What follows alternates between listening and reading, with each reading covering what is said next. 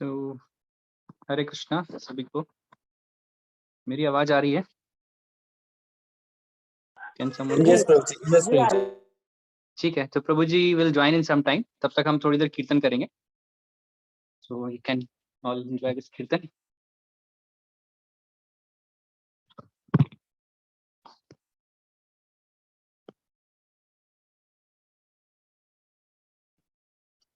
नमो विष्णु पदाय कृष्ण पृष्ठाय भूतले श्रीमते योगदान स्वामी नाम नमस्ते सरस्वती देवी। जय श्री कृष्ण चैतन्य प्रभु नित्यानंद श्री द्वैत गदाधर श्री वत्सरि गौर। हरे कृष्णा कृष्णा कृष्णा हरे हरे, हरे राम राम राम हरे हरे, हरे कृष्णा कृष्ण कृष्ण हरे हरे, हरे राम राम राम हरे हरे, हरे कृष्णा कृष्ण कृष्ण हरे हरे, हरे राम राम राम हरे हरे, हरे कृष्णा कृष्ण कृष्ण हरे हरे,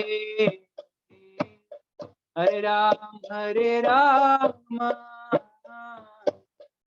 राम हरे हरे, हरे कृष्णा कृष्ण कृष्ण हरे हरे, हरे राम राम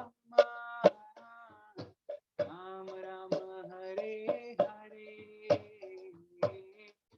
हरे कृष्णा कृष्ण कृष्ण हरे हरे, हरे राम राम राम हरे हरे, हरे कृष्णा कृष्ण कृष्ण हरे हरे, हरे राम राम राम हरे हरे, हरे कृष्णा कृष्ण कृष्ण हरे हरे, हरे राम राम राम हरे हरे, हरे कृष्णा कृष्ण कृष्ण हरे हरे, हरे राम राम राम हरे हरे, हरे कृष्णा कृष्ण कृष्ण हरे हरे, हरे राम राम राम हरे हरे, हरे कृष्णा कृष्ण कृष्ण हरे हरे, हरे राम राम राम हरे हरे, हरे कृष्णा कृष्ण कृष्ण हरे हरे, हरे राम राम राम हरे हरे, हरे कृष्णा कृष्ण कृष्ण हरे हरे, हरे Ram Ram Ram Hare Hare, Hare Krishna, Krishna Krishna, Hare Hare, Hare Ram, Ram Ram, Hare Hare, Hare Krishna, Krishna Krishna, Hare Hare, Hare Rama, Rama Rama, Hare Hare, Hare Krishna, Krishna Krishna, Hare Hare, Hare Rama, Rama Rama, Hare Hare, Hare Krishna, Krishna Krishna, Hare Hare, Hare Rama, Rama Rama, Hare Hare, Hare Krishna, Krishna Krishna, Hare Hare, Hare Rama, Rama Rama, Hare Hare, Hare Krishna, Krishna Krishna, Hare Hare, Hare Rama, Rama Rama, Hare Hare, Hare Krishna, Krishna Krishna, Hare Hare, Hare Rama, Rama Rama, Hare Hare, Hare Krishna, Krishna Krishna, Hare Hare, Hare Rama, Rama Rama, Hare Hare, Hare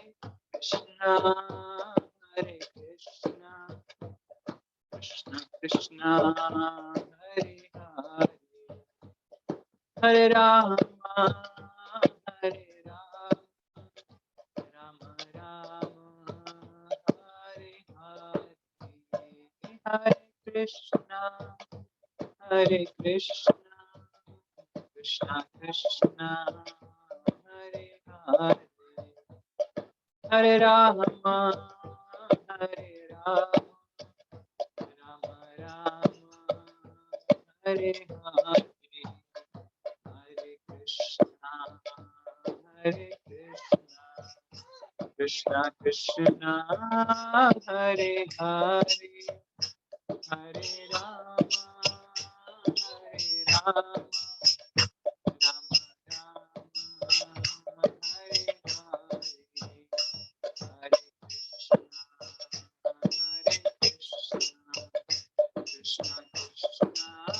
Hare Hare,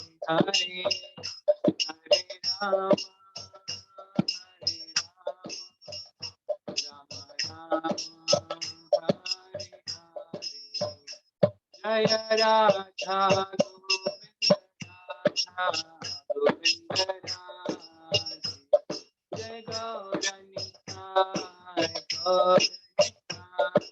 Gauranitai, Jaya Gauranitai, Jaya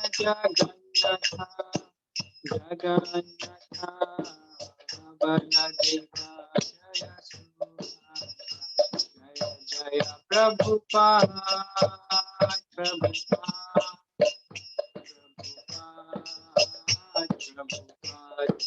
Gaur Hari Bol, Hari Bol, Hari Bol.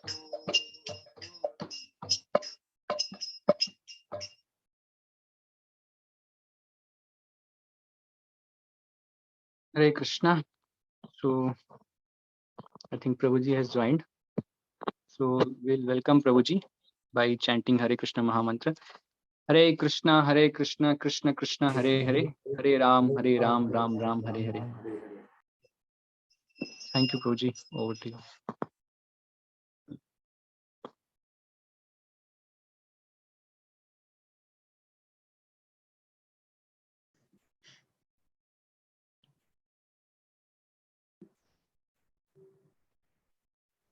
Okay, Hare Krishna.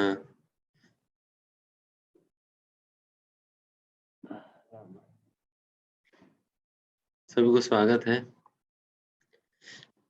मंगलाचरण करके शुरुआत करेंगे।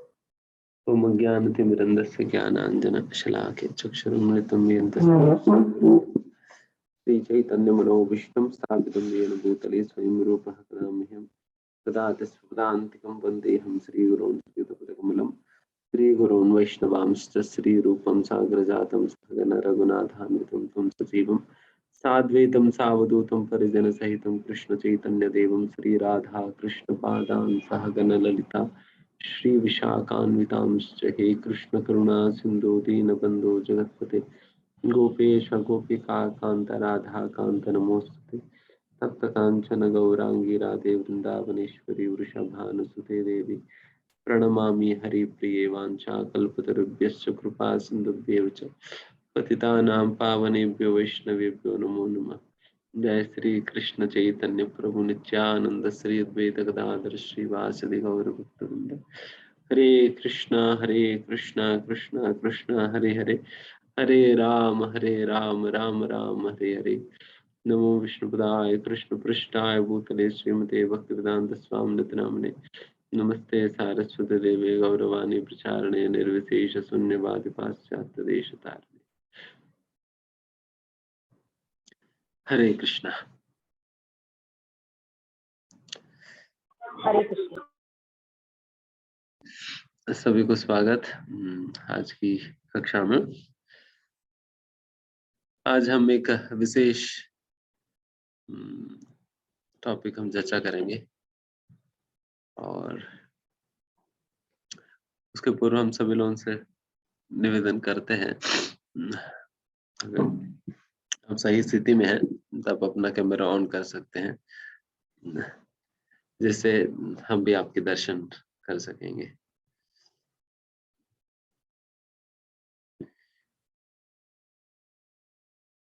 श्री राधे। वैसा आज हम ये चर्चा करेंगे कि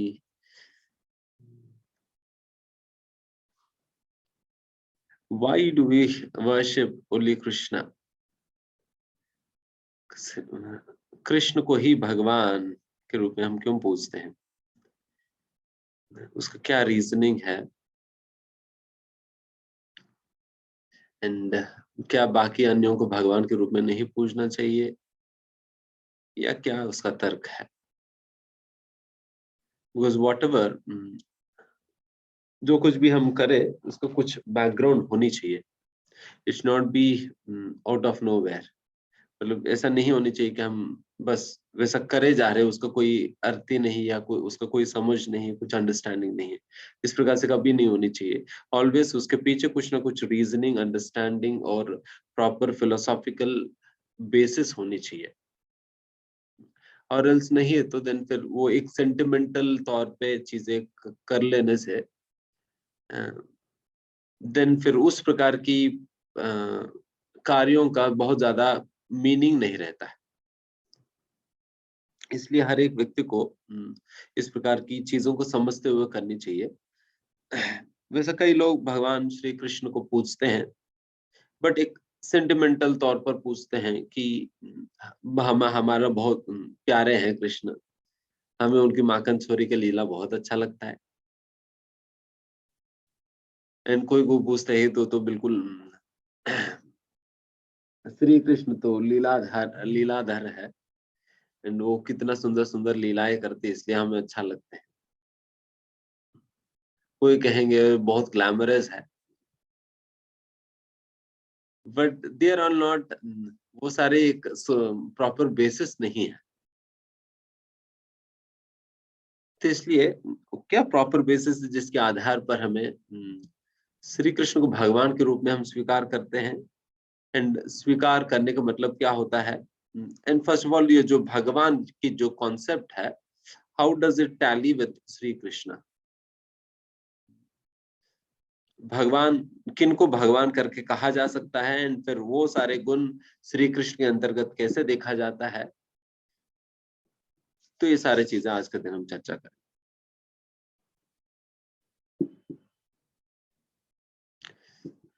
क्योंकि कई बार लोग इस प्रकार के प्रश्न पूछते हैं।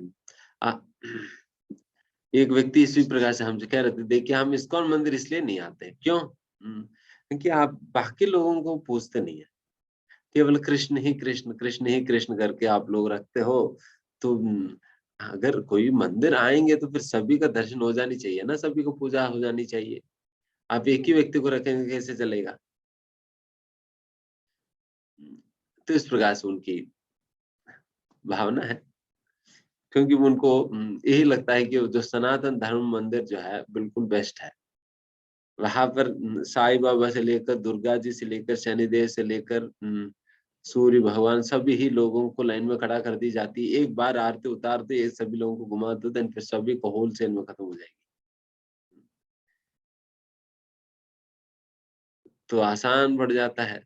तो फिर वहां पर एक जगह पर जाओ, सभी को पूजा हो जाएगी, गणेश जी में मिल जाएगी, दुर्गा जी में मिल जाएगी, और शिव जी भी वही बैठे हैं, तो इससे सभी मिल जाएंगे, क्या दिक्कत है?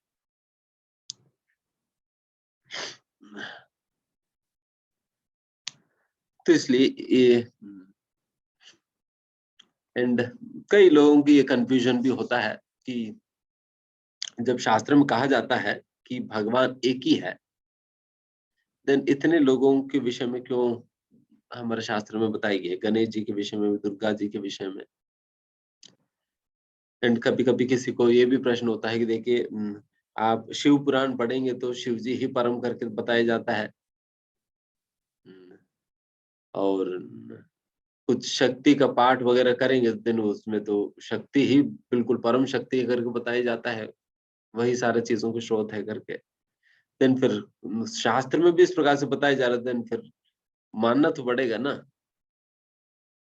देन फिर उन सारे चीजों को, उन सारे कॉन्ट्रडिक्शंस को कैसे रिकंसाइल करेंगे? तो ये सारा रिकंसिलेशन भी आज हम करेंगे, ठीक है? आप सभी लोगों को रिलेवेंट लग रहे हैं टॉपिक?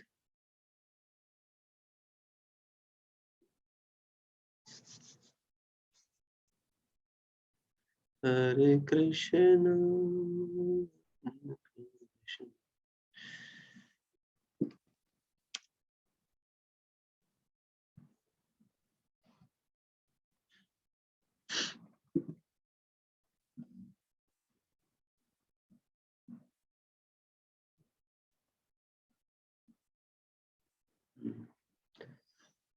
ओके।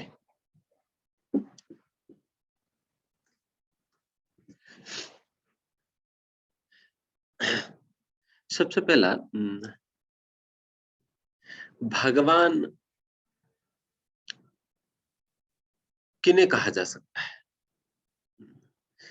भगवान को कोई डेफिनेशन है या नहीं? Who can be called as God is one who is the source of everything in this universe. इस भौतिक और आध्यात्मिक सृष्टि के अंतर्गत जो कुछ भी है, उन सारे चीजों का जो व्यक्ति स्रोत है, जो उद्गम स्थान है, one is the source of everything, तो फिर वही व्यक्ति को भगवान कहा जा सकता है। तो इसका मतलब वही है कि भगवान मतलब एक क्वालिफिकेशन ये होनी चाहिए, he should be the source of everything material and spiritual, है ना? एंड दूसरा, और he should be the cause of all causes, सारे कारणों का कारण होने चाहिए for both material and spiritual creations. This is one thing. And second, if he is God, then he should be the controller of everything. सब कुछ उनका नियंत्रण में होनी चाहिए, सब कुछ उनके नियंत्रण में होनी चाहिए। देखिए, मालिक है तो फिर सभी मालिक की बात सुनना होगा ना। अगर मालिक की बात ही नहीं सुन रहे तो फिर वो मालिक बने भी कैसे? तो मालिक मतलब फिर वो स्ट्रेंथ होनी चाहिए कि फिर उनके अनुसार सब कुछ चले, तो फिर उस प्रकार से कंट्रोलर होना होगा। एंड साथ ही साथ is proprietor of everything, because सब कुछ उन्हीं से ही आए, तो वो स्वामी भी होनी चाहिए, सारी चीजों का प्रोपरेटर होनी चाहिए। तो इसका मतलब source of everything, he should be the controller of everything, he should be the proprietor of everything.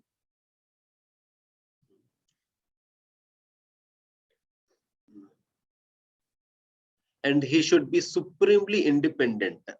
उनके ऊपर कोई और नियंत्रक नहीं होनी चाहिए, उनके ऊपर कोई नियंत्रण नहीं होनी चाहिए। देखिए इस दुनिया के अंतर्गत हर कोई व्यक्ति चाहे किस स्तर पर भी पहुंच भी जाए, उनका भी कोई ना कोई रिपोर्टिंग अथॉरिटी होते हैं। क्या प्राइम मिनिस्टर किसी के लिए अकाउंटेबल नहीं है? प्राइम मिनिस्टर नरेंद्र मोदी जी क्या किसी के लिए अकाउंटेबल रहते हैं या नहीं, है ना? वो भी किसी न किसी के लिए अकाउंटेबल है। अगर वो सही प्रकार के अकाउंटेबिलिटी मेंटेन नहीं करेंगे तो देन पार्लियामेंट में उनकी तज उड़ा दी जाएगी, पूछा जाएगी इधर तुमने कैसे कर दिया इस प्रकार से। तो पार्लियामेंट के लिए वो अकाउंटेबल है, ऐसा नहीं कि सुप्रीम करके। तो भगवान मतलब फिर उनके ऊपर कोई नहीं होनी चाहिए, इस प्रकार से सुप्रीमली इंडिपेंडेंट होनी चाहिए। एंड इन सारी चीजें होते हुए एक और विशेष बात जो पराशर मुनि जो बताते हैं, एक व्यक्ति को भगवान कहलाने के पीछे उसका डेफिनेशन, जैसा हम कहते हैं धनवान है, धनवान मतलब जिनके पास धन है, और जो बुद्धिमान है, बुद्धिमान मतलब जिनके पास बुद्धि है, और गुणवान, गुणवान कहते हैं, गुणवान मतलब कौन है? जिनके पास अच्छे गुण है। उसी प्रकार से भगवान मतलब भगा, इसका मतलब है ऐश्वर्यवान, ऐश्वर्य जिनके पास अनेक प्रकार के ऐश्वर्य है उन्हें भगवान कहा जाता है। भगा मतलब ऑपुलेंसेस, ऐश्वर्य। तो किन प्रकार के ऐश्वर्य होनी चाहिए? वैसे तो अनेक प्रकार के ऐश्वर्य है, उनमें से जो 6 प्रमुख ऐश्वर्य कहा जाता है, ऐश्वर्यस्य समग्रस्य वीर्यस्य यशस्य श्रियः।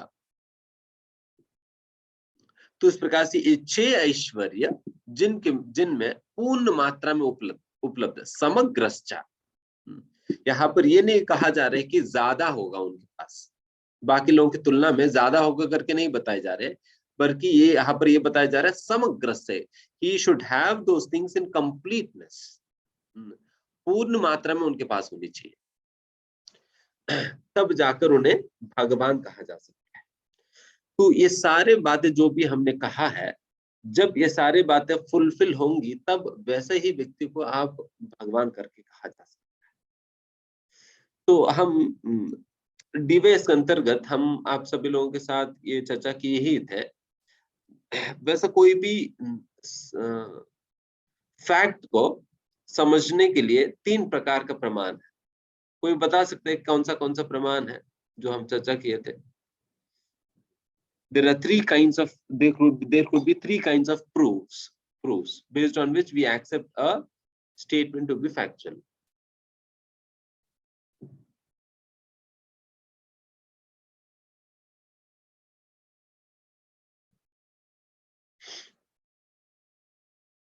याद नहीं किसी को?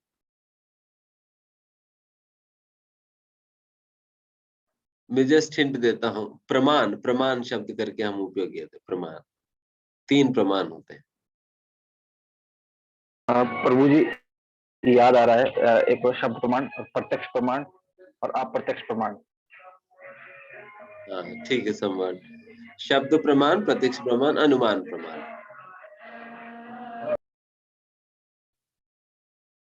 Very good. प्रत्यक्ष प्रमाण, अनुमान प्रमाण, शब्द प्रमाण।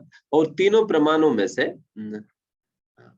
प्रत्यक्ष प्रमाण को हमने खंडन किया, बिकॉज प्रत्यक्ष प्रमाण हमेशा सही नहीं होने की, मतलब हाँ कंपलसरी वो सही ही है करके हम नहीं मान सकते हैं, बिकॉज उसमें 4 प्रकार के दोषों के कारण प्रत्यक्ष प्रमाण हमेशा सही नहीं होता है।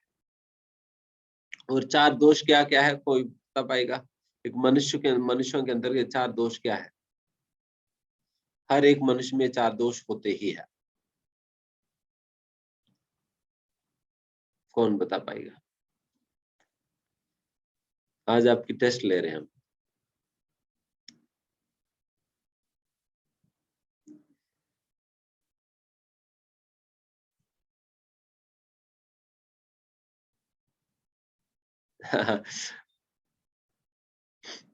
ये कप विद पात,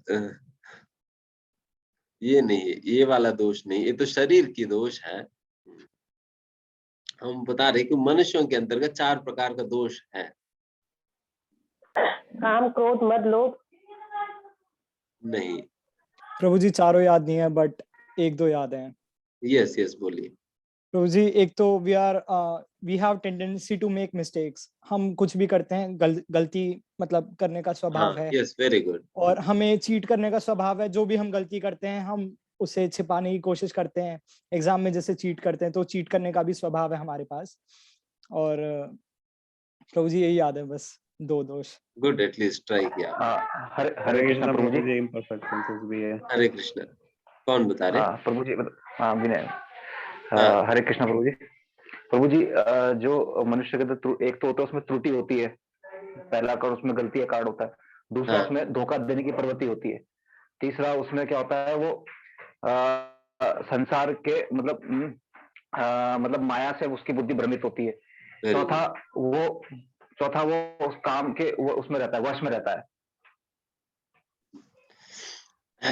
जैसा अपूर्ण इंद्रिया, अपूर्ण इंद्रियों के वश में रहता है। अपूर्ण इंद्रिया सबसे एक दोष तो अपूर्ण इंद्रिया है, सभी की इंद्रिया अपूर्ण है। एंड दूसरा वो अपूर्ण इंद्रियों की वजह से वो व्यक्ति भ्रमित हो जाता है और भ्रमित अवस्था में गलतियां करता है, इन गलतियों को छुपाने के लिए धोखा देता है।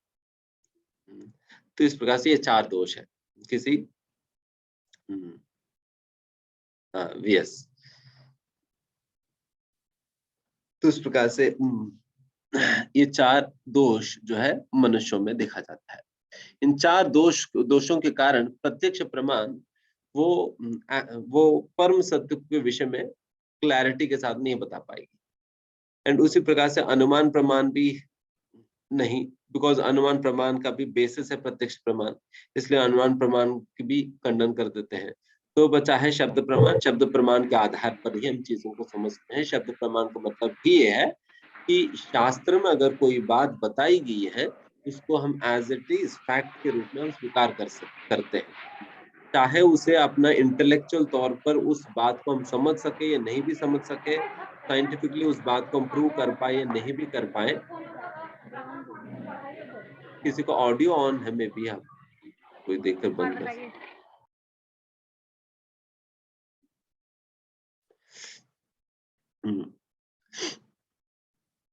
तो चाहे हम उस साइंटिफिकली प्रूव कर पाए या नहीं भी कर पाए, लॉजिकली उसको हम रीजन दे पाए नहीं भी दे पाए, फिर भी हम उस बात को हम फैक्ट के रूप में स्वीकार करते हैं। क्यों? क्योंकि ये बात शास्त्रों में बताई गई है। उसी प्रकार से अभी जितने भी स्टेटमेंट्स हमने कहा है, इन स्टेटमेंट्स के विषय में जितने भी चीजें हमने अभी बताए हैं, who is the source of material, कौन है आध्यात्मिक और भौतिक सृष्टियों का स्रोत, कौन है सारा चीजों का नियंत्रक, कौन है सबसे इंडिपेंडेंट, कौन है, तो ये सारे बातें हमने जो पूछा है उसके आंसर शास्त्र में क्या बताई गई है वो हम देखेंगे। अगर शास्त्र में अगर किसी व्यक्ति को सूचित करते हुए कहा गए हैं he is the supreme controller, he is the supremely independent, he is the proprietor of everything, then फिर शास्त्र में बताई है तो हम स्वीकार करते हैं। अच्छा, शास्त्र में इस प्रकार से कहा गया इसलिए हम स्वीकार, शास्त्रों के आधार पर हम स्वीकार करते हैं। इसलिए हु इज गॉड, भगवान कौन है, अगर हमें समझना है वो कौन बताएगा, वो शास्त्र बताएगी। जिस प्रकार से अगर किसी व्यक्ति को अपने पिताजी के पिता के विषय में पता करनी है तो उन्होंने कहाँ से पता चलेगा? अपने माँ से पता चलेगा। माँ से पूछ लीजिए कि पिता कौन है, देन माँ बता देगी अच्छा ये तुम्हारे पिता है कर, आपको स्वीकार करना होगा। तो उसी प्रकार से शास्त्र माँ के समान है।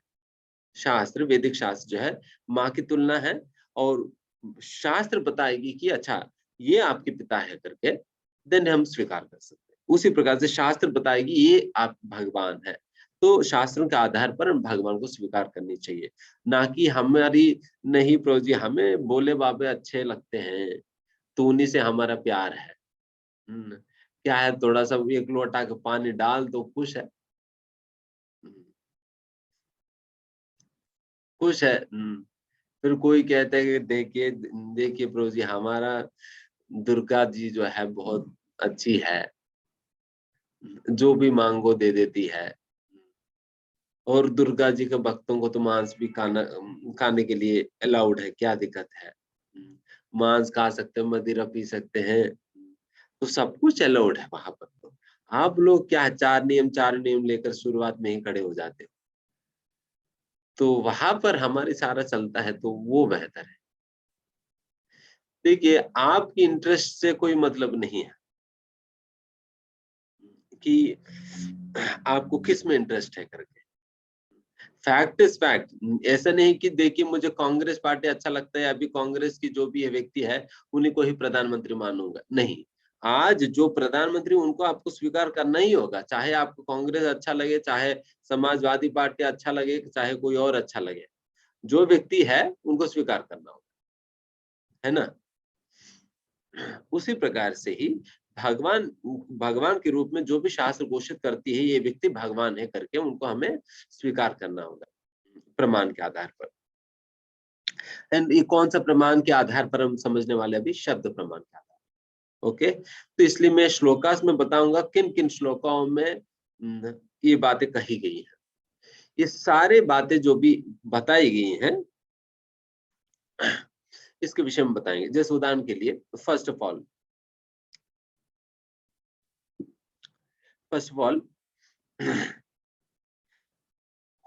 one who is the source of everything, material and spiritual creation. सारे चीजों का स्रोत कौन है, इसके विषय में भगवत गीता के अंतर्गत बताया जाता है कि अहम सर्वस्य प्रभवो मत्तः सर्वं प्रवर्तते। अहम सर्वस्य प्रभवो, मेरे से ही सब कुछ प्रकट हुई है, मेरे से ही सब कुछ प्रकट हुई है। मत्तः सर्वं प्रवर्तते, एंड आई परवेड एवरीथिंग। उस प्रकार से भगवान अपने शक्ति के माध्यम से हर जगह व्याप्त भी है, साथ ही साथ सब कुछ ही भगवान से ही प्रकट हुई है। परा अपरा शक्ति, परा अपरा सृष्टि दोनों ही भगवान से ही प्रकट हुई है। ये बात यहाँ पर भगवद्गीता के लिए बताई जा रही है। उसी प्रकार से भागवतम के अंतर्गत भी दो प्रकार के सृष्टियों के विषय में चर्चा किया जाता है। सर्ग भागवतम की 10 विषय वस्तु है, 10 सब्जेक्ट मैटर्स है। जैसे भगवद्गीता का 5 सब्जेक्ट मैटर्स है, उसी प्रकार से श्रीमद् भागवतम के अंतर्गत 10 सब्जेक्ट मैटर्स है। सर्ग विसर्ग ये 2 सब्जेक्ट मैटर्स उसके अंदर। सर्ग मतलब प्राइमरी क्रिएशन, विसर्ग मतलब सेकेंडरी क्रिएशन है। Primary creation, secondary creation. Although हम सृष्टिकर्ता के रूप में किन किन को जानते हैं, हम सृष्टिकर्ता मतलब तुरंत हमें स्मरण आता है ब्रह्मा जी। बट भागवतम के अंदर क्लियरली एस्टैब्लिश किया जाता है कि सृष्टि में भी 2 प्रकार के सृष्टि होते हैं, एक तो प्राइमरी क्रिएशन होता है, एक सेकेंडरी क्रिएशन होता है। प्राइमरी क्रिएशन करने वाला वो तो भगवान स्वयं है, भगवान स्वयं है, एंड सेकेंडरी क्रिएशन ही ब्रह्मा जी कर पाते हैं। तो इसका मतलब ये क्या है कि प्राइमरी क्रिएशन के अंतर्गत जितने भी एलिमेंट्स है, सारा एलिमेंट्स का सृष्टि भगवान स्वयं करते हैं, और उन एलिमेंट्स को उपयोग करके बाकी सृष्टि करना ब्रह्मा जी करते हैं। जैसे उदाहरण के लिए पृथ्वी, जल, वायु, आकाश, मन, बुद्धि, अहंकार, ये सारा कुछ ब्रह्मा जी नहीं कर पाएंगे। ब्रह्मा जी के वश की बात नहीं है कि ये सारे चीजें 8 चीजें कहीं से उठा कर ले आना, नहीं। ब्रह्मा जी क्या कर सकते हैं, ऑलरेडी जो बनी है उन्हीं चीजों को उपयोग करके आगे चीजें बढ़ा सकते हैं। जैसे उदाहरण के लिए कोई कितना बड़ा इंजीनियर भी क्यों ना हो, वो व्यक्ति क्या रेती तो नहीं बना सकते हैं, पानी तो नहीं बना सकते हैं, और सीमेंट तो नहीं बना सकते हैं। ये सारे चीजें जो भगवान ने ऑलरेडी जो रूट एलिमेंट्स जो दी हैं, तो उन्हीं एलिमेंट्स का मैनिपुलेट करके वो बिल्डिंग बना देगा, बस वो बिल्डिंग बना देगा उस प्रकार से। बट ये रूट एलिमेंट सारे कौन प्रोवाइड करते हैं, वो भगवान ही है। अगर वो रूट एलिमेंट्स नहीं देने पे इंजीनियर की अपनी खेल चलेगी, चाहे वो कितना बड़ा आईआईटी से इंजीनियर कर भी ले, फिर भी रेती नहीं बना सकते।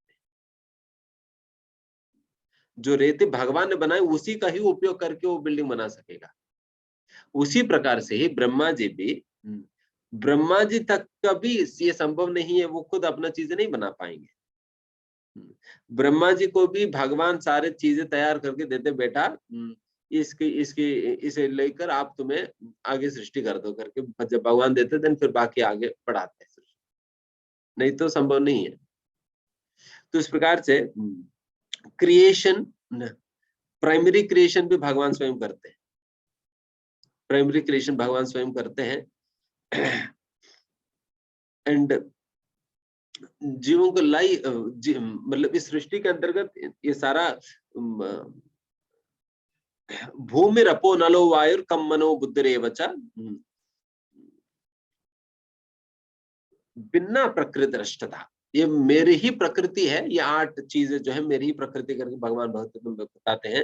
एंड फिर इसके अलावा जीव भूत महाबाह अपरिमित स्वनियम, इसके अलावा दूसरा शक्ति है जो कि भगवान की अपरा शक्ति है, जो कि जीव लिविंग एंटिटीज, वो भी भगवान ही डालते हैं सृष्टि के अंदर, वो ब्रह्मा जी भी नहीं कर पाते।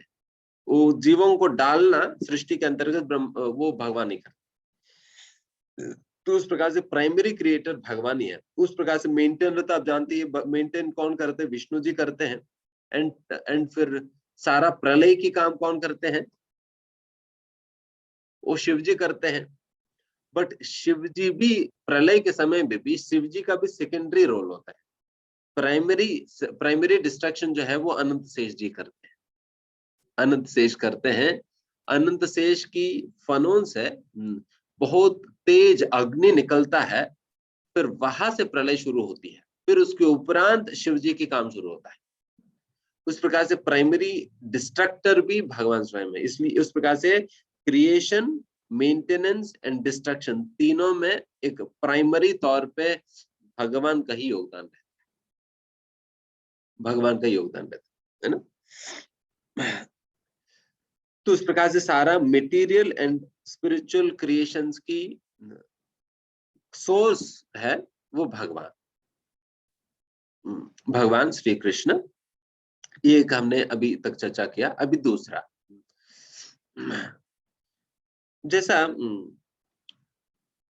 सारे चीजों का कंट्रोलर होना चाहिए करके हमने बताया, तो उसके विषय में भगवत गीता में भगवान कहते हैं कि मयाध्यक्षेन प्रकृति सूयते सा चराचरम हेतुनानेन कौन्तेय जगत विपरिवर्तते। मयाध्यक्षेन प्रकृति सूयते सा चराचरम, मेरी अध्यक्षता में ये चर अचरा सृष्टि मेरी ही अध्यक्षता में चलते हैं। मतलब भगवान का ही अध्यक्षता में, भगवान का सुपरविजन में सब कुछ चलते हैं। चरा अचरा सृष्टि दोनों भगवान के सुपरविजन में चलते। उसी प्रकार से ब्रह्म संहिता में कहा जाता है ईश्वरा परमा कृष्ण सच्चिदानंद विग्रह अनादिर आदिर गोविंद सर्व कारण कारणम। परम ईश्वरा परमा कृष्ण, मतलब कृष्ण कौन है? परम ईश्वर है। सभी ईश्वर हो सकते हैं। ईश्वर मतलब कंट्रोलर है।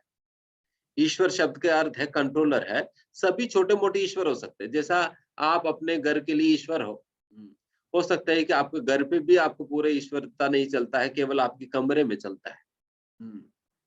किसी किसी के ईश्वर तत्व जो है केवल अपने कमरे तक सीमित है, किसी के ईश्वर तत्व थोड़ा सा घर तक सीमित है, किसी कोई जो है कंट्रोल कर पाते हैं, पूरा समाज को कंट्रोल कर लेते हैं, अपने गांव को, और कोई पूरा देश का प्रधानमंत्री बन जाते हैं, तो फिर उनका ईश्वरता जो है पूरा देश में फैला हुआ है। बट कोई ऐसा नहीं हो सकता है कि सारे ही देशों का वही मालिक है या वही कंट्रोलर है, ये नहीं बन सकता। ठीक है, मोदी जी भारत के प्रधानमंत्री है, बट इंग्लैंड में उनका नहीं चलता है, इंग्लैंड में नहीं चलता है, अमेरिका में नहीं चलेगी। अमेरिका का प्रेसिडेंट जो है अमेरिका में उनका चलेगा, बट भारत में नहीं चलने वाली। इसलिए कोई अभी रिसेंटली एक सुन रहे थे कि एक बार एक इस्कॉन टेम्पल में एक हमारा भारत का ही एक कोई स्टेट का चीफ मिनिस्टर गए थे। चीफ मिनिस्टर गए थे, वो कोई पहचान नहीं पा रहे थे उन्हें, कोई पहचाना भी नहीं। अगर किसी ने पहचान लिया तो फिर बाकी लोगों ने कहा दिए तो ये लोग तो आते ही रहते हैं, कौन सा बहुत बड़ी बात है। वो कोई भाव नहीं दे रहे थे। बट वही अगर भारत में अगर कोई किसी कहीं पर अगर चीफ मिनिस्टर आ जाए, बहुत बड़ी बात है ना। बट वहां पर उनको कोई ध्यान ही नहीं दे रहे थे, एक साधारण व्यक्ति की तरह ट्रीट कर रहे हैं। उस प्रकार से चीजें होती है ना।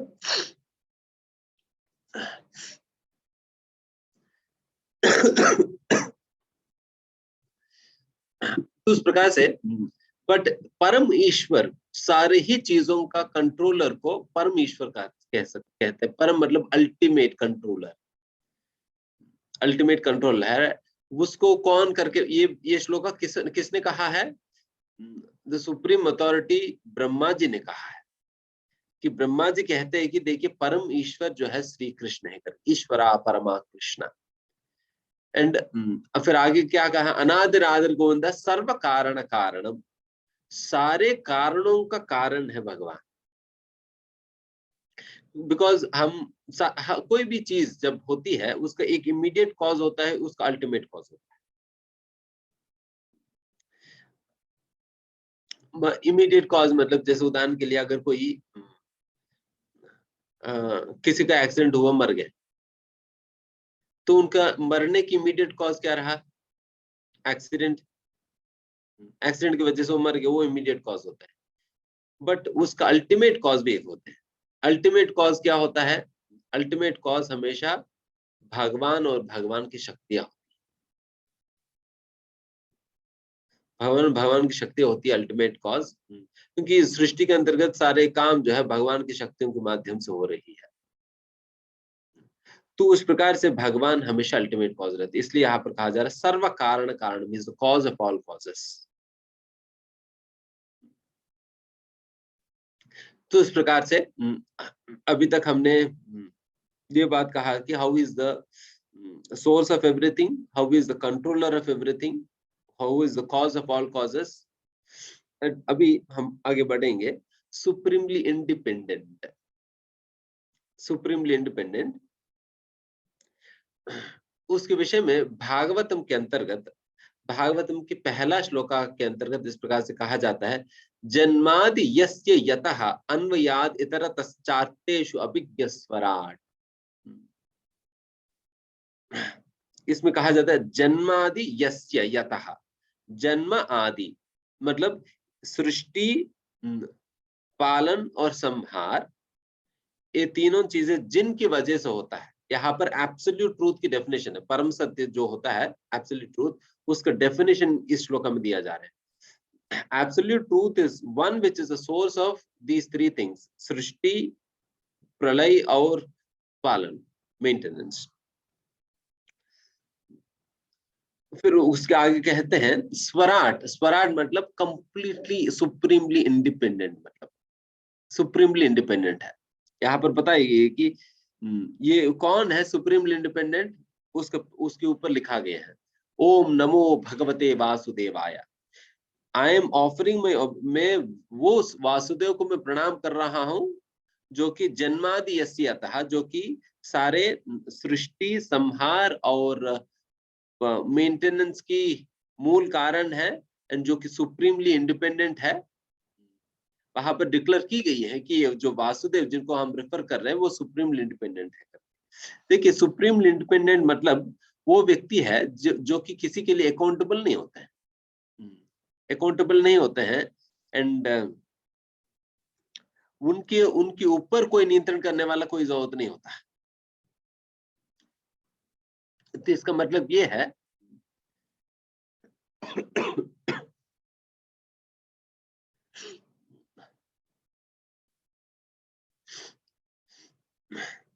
इसका मतलब जैसे उदाहरण के लिए उनको किसी और के ऊपर डिपेंडेंट होने की जरूरत नहीं पड़ती। जैसे उदाहरण के लिए एक बार ऐसा हुआ कि शिव जी तो बहुत ही सरल व्यक्ति है, किसी को भी जो कुछ भी मांगे दे देते हैं। उन्हें कहा जाता है आशुतोष कहा जाता है शिव जी को ना। आशुतोष, आशुतोष मतलब आशु मतलब बहुत जल्दी, तोष मतलब संतुष्ट हो जाना। जो बहुत जल्दी संतुष्ट हो जाते हैं किसी का भजन पूजन इत्यादि चीजों से, उन्हें आशुतोष कहा जाता है, क्योंकि बहुत जल्दी प्रसन्न हो जाते हैं शिव जी। वैसे आशुतोष होने के कारण कभी एक बार एक असुर जो है खूब तपस्या करते शिव जी को लेकर। तपस्या करने के उपरांत शिव जी वहां पर प्रकट होते हैं पार्वती के साथ, और पार्वती परमेश्वर दोनों प्रकट हुए उस व्यक्ति के सामने। देन ये असुर, तो असुरों की बुद्धि क्या है, उस असुर की नजर पार्वती माता के ऊपर पड़ता है। तो उन्हें लगता है कि ये पार्वती तो बहुत सुंदर है, इन्हें मुझे प्राप्त करनी है करके उन्हें लगता है। फिर अगर पार्वती को प्राप्त करनी है तो बीच में कौन है, शिव जी है, इनको निकाल देना चाहिए। फिर क्या करके शिव जी को मैं उड़ा दूं ताकि मैं पार्वती को मैं प्राप्त कर लूं, करके बुद्धि भ्रष्ट हो गई। तो फिर उन्होंने शिव जी से, ठीक है भाई साहब, मुझे ये वरदान दे देना। क्या वरदान दो? मैं जिस व्यक्ति का भी सिर पे मैं हाथ रखूं वो व्यक्ति बस भस्म हो जाना चाहिए, वो व्यक्ति भस्म हो जाना चाहिए, बिल्कुल भस्म हो जाना चाहिए करके फिर वो पर मांगते हैं। फिर शिव जी कहते हैं ठीक है तथास्तु, जो भी आपने मांगा है वो मैं आपको दे देता हूँ। दे दिया शिव जी ने। देन ये व्यक्ति कहते, ये असुर कहते, देखिए मुझे नहीं लगता है कि आपके वरदान काम करता है। शिव जी कहता है मैं क्या करूं अभी की, तुम्हें कैसे प्रूव करूं मैं? फिर वो कहते कि देखिए अगर तुमने वरदान दिया ना, मैं तुम्हारे ऊपर प्रयोग करके देखूंगा ना, फिर तुम्हारे ऊपर प्रयोग करके देखता हूँ कि अगर ये जो वरदान तुमने दिया वो काम करती है नहीं। देन फिर चलो मैं तुम्हारे सिर पे हाथ रखता हूँ। देन शिव जी जो भागने लगे, अरे मेरे सिर पे आप हाथ रखो मैं भस्म हो जाऊंगा। फिर तो फिर शिव जी दौड़ने लगे, फिर दौड़ते दौड़ते दौड़ते जैसे फिर कोई बचा नहीं पा रहे शिव जी को उस व्यक्ति से। तो फाइनली शिव जी जो है वैकुंठ चले जाते हैं। फिर वहां पर भगवान विष्णु के आश्रय लेते विष्णु। देन फिर भगवान तो समझ लेते हैं कि किस प्रकार की दिक्कत में है शिव जी। देन फिर तुरंत विष्णु जी जो है एक विशेष स्त्री की रूप धारण करते हैं, स्त्री की रूप धारण करते हैं और नाचते हुए उस असुर के सामने जाते हैं। फिर उस स्त्री की सौंदर्य देखकर ये असुर जो है मोहित होते हैं। देन फिर वो स्त्री जो है फिर उनको नाट्य में बहुत उन्हें मोहित कर देती है। तो फिर फाइनली कहती है देखिए मैं जैसे जैसा करती हूँ तुम भी वैसा वैसा करना। तो फिर करवाते करवाते फिर बीच में क्या करती है, सिर पे ऐसा हाथ रखती है, अपने सिर पे हाथ रखती है। देन फिर वो असुर भी फिर उनकी नकल कर रहे थे ना नाट्य नृत्य में। फिर उनकी नकल करते करते फिर वो भी अपना सिर पे हाथ रख दिया। फिर जैसा हाथ रखा तुरंत भस्म हो गया, मर गया। तो इस प्रकार से शिव जी को बचाना पड़ा उस समय, विष्णु को शिव जी को बचाना पड़ा। उस प्रकार से यहाँ तक भी शिव जी को भी निर्भर होना पड़ा एक ना एक समय पे। बट कभी भी भगवान विष्णु को किसी के ऊपर इस प्रकार से निर्भर होने का जरूरत नहीं पड़ता है। तभी कहा जाता है सुप्रीमली इंडिपेंडेंट है, स्वराट है करके। Is not dependent on anybody, किसी के ऊपर निर्भर नहीं है किसी परिस्थिति में। तब विष्णु जो है शिव जी को कहते देखिए अगली बार जब किसी को वरदान देने जाओगे थोड़ा संभाल कर देना, नहीं तो इस प्रकार से प्रॉब्लम फंसते जाओगे। उसी प्रकार से ब्रह्मा जी भी एक बार ऐसे ही प्रॉब्लम में फंस गए थे। ब्रह्मा जी कैसे प्रॉब्लम में फंस गए थे, हिरण्यकशिपु के साथ। हिरण्यकशिपु तो अमर बनने की वरदान मांगा। फिर ब्रह्मा जी ने कहा देखिए भाई साहब देखो मैं खुद ही अमर नहीं हूं, तुम्हें क्या अमर बना दूंगा। अपने ही स्थान खाली करके जाना पड़ता है समय होने पे। देन तुम्हें परमानेंट कैसे बना दूंगा, मेरे पास एक ग्रीन कार्ड नहीं है। तो फिर हिरण्यकशिपु कहते ठीक है फिर हम कुछ और रास्ता ढूंढते हैं। देन फिर वो कई प्रकार के नियम रखते, देखिए मुझे आप ऐसा वरदान देना कि मैं मुझे दिन में कोई नहीं मार सकते हैं, कोई रात को नहीं मार सकते हैं। दिन में नहीं मरना है, रात को नहीं मरना है, एंड किसी अस्त्र से नहीं मरना है, और कोई जानवर नहीं मार सकती है, कोई मनुष्य नहीं मार सकते, कोई देवता नहीं मार सकते हैं। तो इस प्रकार से अनेक प्रकार की परमुटेशंस कॉम्बिनेशंस निकालकर एक पूरा सेट ऑफ रूल्स बना देते हैं, ताकि उन्हें हिरण्यकशिपु को मारना बिल्कुल एक प्रकार से असंभव ही था। उस प्रकार के वरदान देने के कारण पूरा ये हिरण्यकशिपु जो है उसको फुल एडवांटेज लेकर सभी सारा तीनों लोगों को बहुत ही पीड़ित करने लगे थे। तो वो समय पे ब्रह्मा जी के पास कोई सॉल्यूशन नहीं था कि इस व्यक्ति को मारे कैसे, क्योंकि इतने कॉन्ट्रडिक्शंस को फुलफिल करते हुए कैसे कर पाएंगे, उन्हें कैसे मार पाएगा। तब भी फिर भगवान को इंटरफियर करके नरसिंह भगवान के रूप में आना पड़ा। इसलिए पूरा एक मनुष्य शरीर भी नहीं था और पूरा पशु का शरीर भी नहीं था, एंड कोई हथियारों से नहीं मारा, नाखून से मारे थे, एंड सुबह नहीं मारा, रात को नहीं मारा, बल्कि संध्या के समय मारे थे, एंड घर के अंदर भी नहीं मारे थे, घर के बाहर भी नहीं मारे थे। घर की जो चौकी होता है ना, चौकी कहते हैं, उस चौकी पे बिठाकर मारे थे, एंड फिर ना जमीन पे मारे थे ना आकाश में मारे थे, अपना गोदी में बिठाकर मारे थे। तो उस प्रकार से जितने कॉन्ट्रडिक्शन उन्होंने निकाला, सारे कॉन्ट्रडिक्शंस को फुलफिल करते हुए भगवान मारे थे। उस प्रकार से उस समय भी ब्रह्मा जी को भी वार्निंग दिए थे भगवान, अगली बार तुम इस प्रकार के वरदान मत देना, और देखो तुम्हारी वजह से कितना तकलीफ हुई, मुझे कैसे रूप धारण करके आना पड़ा। ऐसा रूप धारण कर दिया कि लक्ष्मी जी को भी जब नरसिंह भगवान इतने क्रोधित थे, उस समय लक्ष्मी जी से कहा जाता, देखिए इन्हें शांत नहीं करा पा रहे, तुम जाकर थोड़ा शांत कराओ। लक्ष्मी जी कहते, अरे ऐसा रूप को तो हमने खुद देखा नहीं कभी, हम कहाँ जा पाएंगे। तो लक्ष्मी जी खुद भी नहीं जा पाती। उस प्रकार से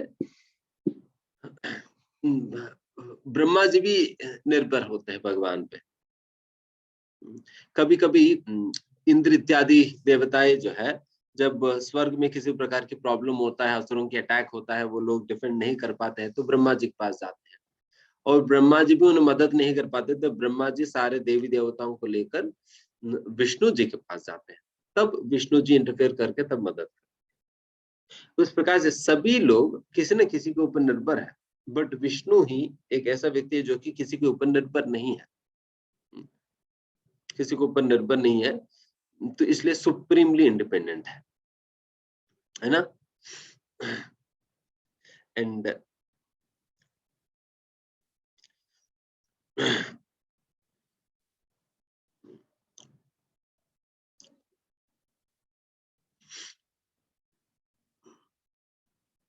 is the proprietor of everything. Proprietor of everything. Proprietor के विषय में भगवद्गीता में कहा जाता है कि भोक्ताराम यज्ञ तपसाम सर्वलोक महेश्वरम, सर्वलोक महेश्वरम, इज द महा ईश्वर ऑफ सर्वलोक, सारे लोगों का सुप्रीम कंट्रोलर है, is the proprietor of everything. इसलिए कहा जाता है अनंत कोटि ब्रह्मांड नायकन, भगवान कहा जाता है अनंत कोटि ब्रह्मांड नायकन, मतलब एक ब्रह्मांड नहीं है बल्कि अनंत कोटि ब्रह्मांड है, सारा ब्रह्मांडों का एकमात्र नायक है भगवान विष्णु। तो इस प्रकार से अनंत कोटि ब्रह्मांड नायक है, is the supreme proprietor of everything. उस प्रकार से ये भी बात हमें भगवद्गीता के माध्यम से, अन्य शास्त्रों के माध्यम से ये भी सिद्ध होता है। तो ये सारे चर्चा करने के उपरांत अभी ऐश्वर्य से, जो 6 प्रकार के ऐश्वर्य जो पूर्ण मात्रा में जो पाया जाता है, उसके विषय में चर्चा।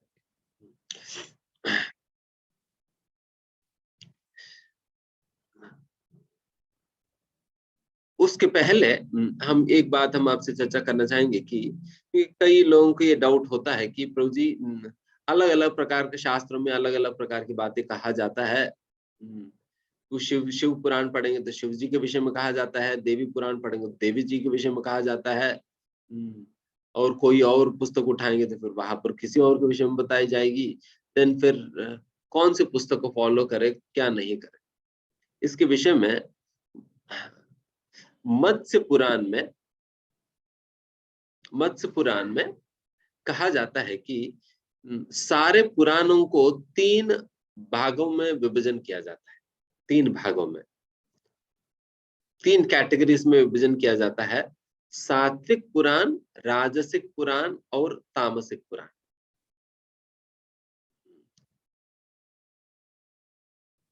सात्विक, राजसिक और तामसिक।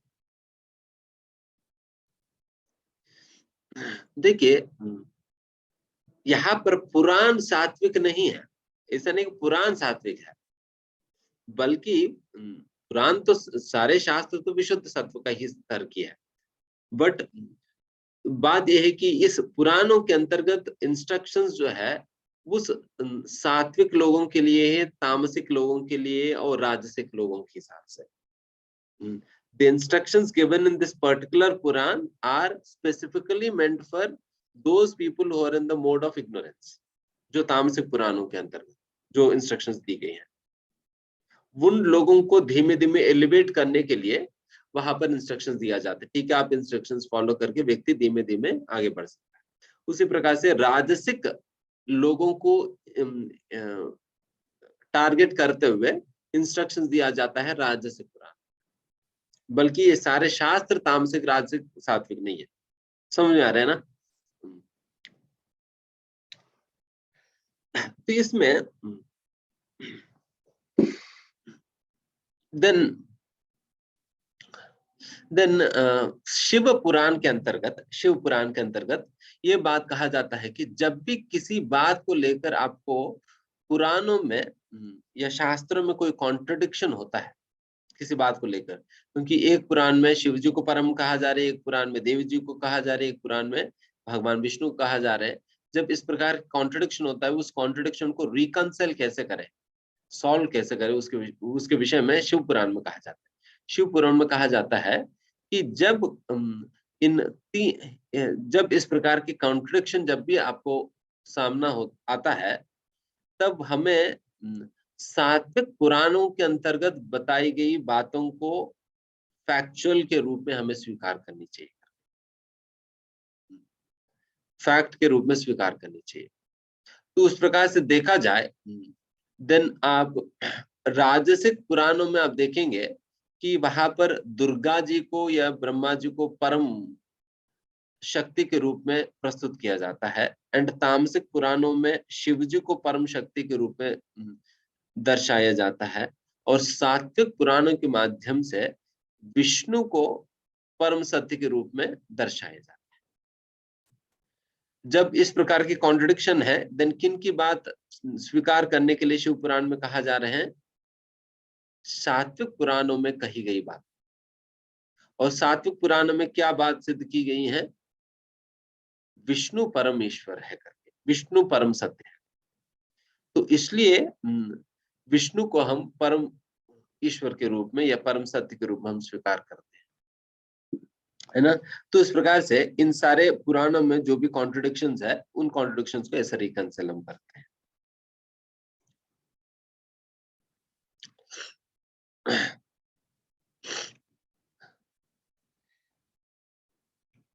देन कोई कह सकते हैं कि प्रभु जी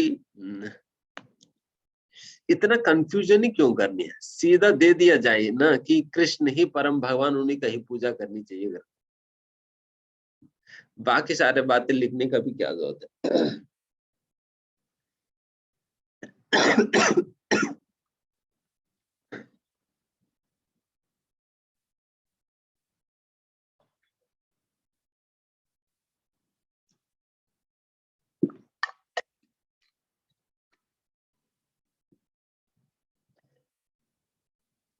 इसके विषय में बात यह है कि देखिए, हमारे शास्त्रों का हमेशा ये इंटेंशन रहता है कि हर एक व्यक्ति को भगवान से जुड़ने का, सनातन धर्म से जुड़ने का एक मौका दी जाए। अगर उन्हें बहुत ही हाई प्रिंसिपल्स को, हाई स्टैंडर्ड्स रखा जाएगी, हर एक व्यक्ति उस हाई स्टैंडर्ड्स को पहुंच नहीं पाएगा।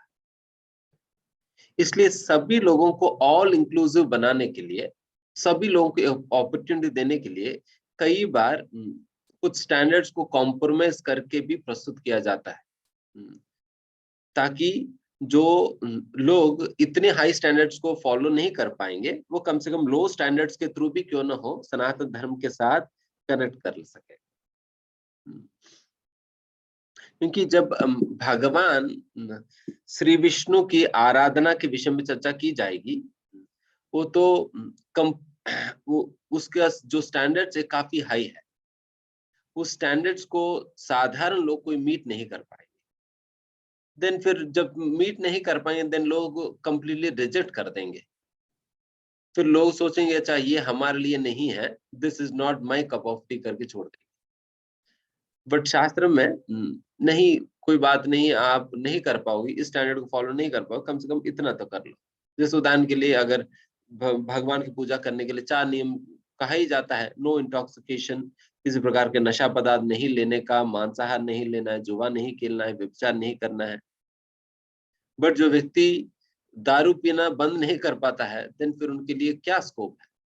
देन उन्हें कहा जाता है ठीक है, तुम्हें मांसाहार खाना ही है, देन फिर आप दुर्गा दुर्गा जी का पूजा करो, दुर्गा जी का पूजा करो, एंड जो कुछ भी आपको खाना है वो पहले अर्पण करो, फिर उसके बाद आप खाओ, फिर उसके बाद बांटो, फिर उसके बाद जो बचता है वो खाओ।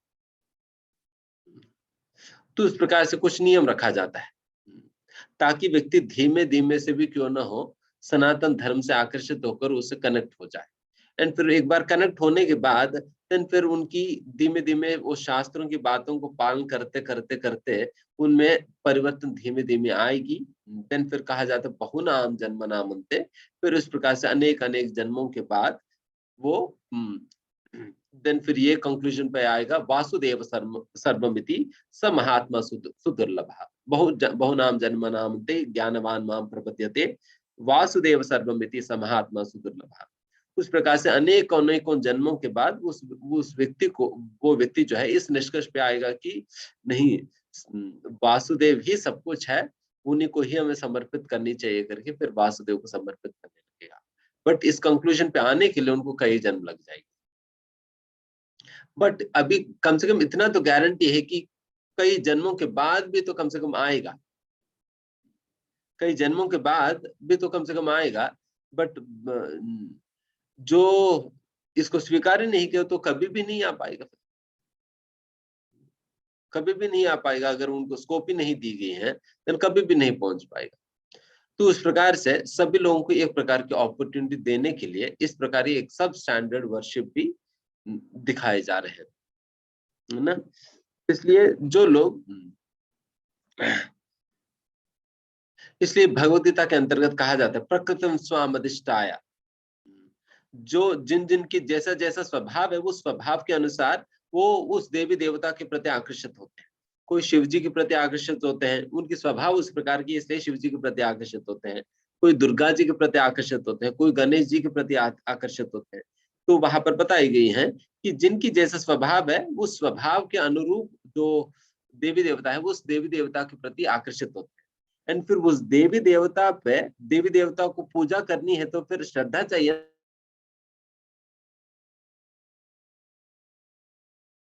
उस देवी देवता पे श्रद्धा चाहिए, तभी व्यक्ति देवता को पूजा कर पाएगा। श्रद्धा कौन देते हैं? फिर उसके भी भगवान कहते हैं देखिए, जिस देवी देवता से आप आकर्षित होते हो उस देवी देवता को पूजा करने के लिए जो श्रद्धा की जरूरत पड़ती है वो श्रद्धा मैं खुद देता हूँ। भगवान खुद ही देते हैं वो श्रद्धा भी देवी देवताओं को पूजा करने के लिए, ताकि वो व्यक्ति जुड़ जाए उस देवी देवता के साथ। एंड फिर इतना ही नहीं, फिर भगवान ये भी कहते जब उस देवी देवता का पूजा करने लगोगे देन आप कुछ मांगोगे कि देखिए मुझे थोड़ा सा नोएडा में सिटी सेंटर के पास एक फ्लैट दे दीजिएगा। जब मांगोगे देन जब पूरा करेंगे, वो पूरा भी कौन करेगा? उसको भी भगवान कहते हैं मयैव भीतान हितान, मैं स्वयं ही आपकी इच्छाओं को पूरा करता हूं देवी देवताओं के माध्यम से। देवी देवताओं का क्षमता नहीं है कि हमारी इच्छाओं को पूरा करने की, हमारी इच्छाओं को पूरा करने की उनके अंदर क्षमता नहीं है। वो भगवान उन्हें शक्ति प्रदान करते हैं कि ठीक है आप कर लेना। भगवान की ओर से वो लोग पूरा कर सकते हैं, भगवान शक्ति देते उन्हें ये पूरा कर कर सकता हूँ। इसलिए भगवान कहते हैं, तो उस प्रकार से देवी देवताओं को पूजा करने में भी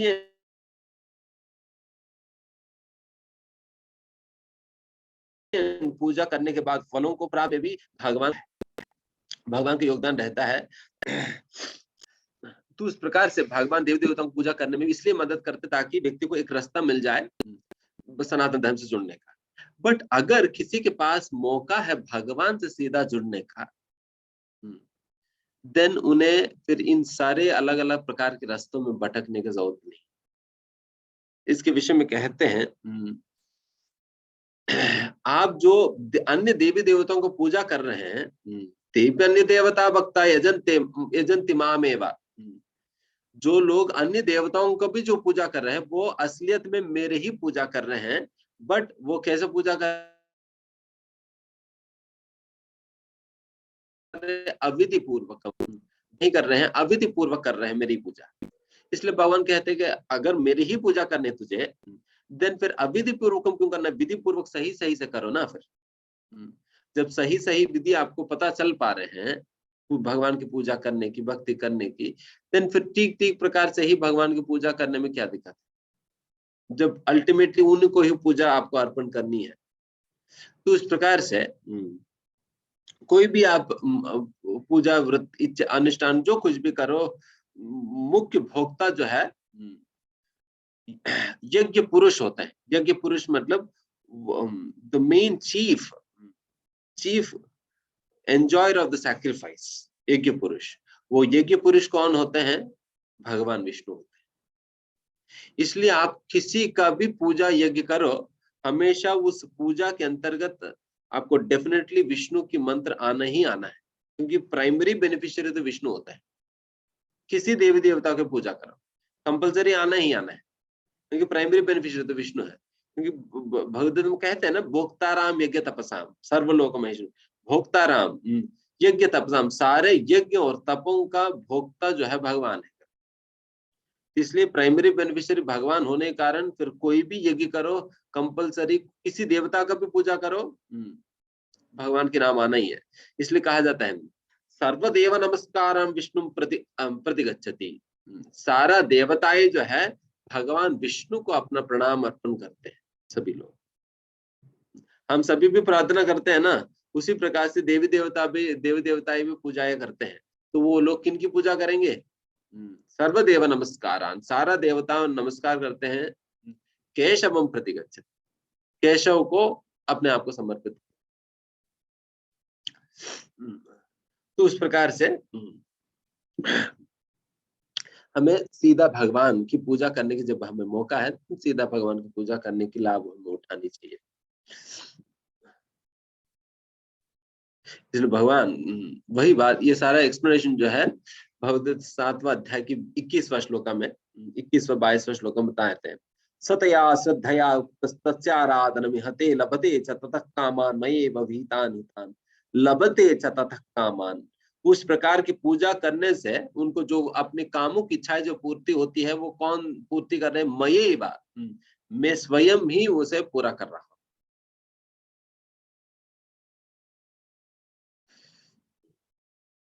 एंड एक और मुख्य बात भी कहते हैं, भगवान कह रहे हैं कि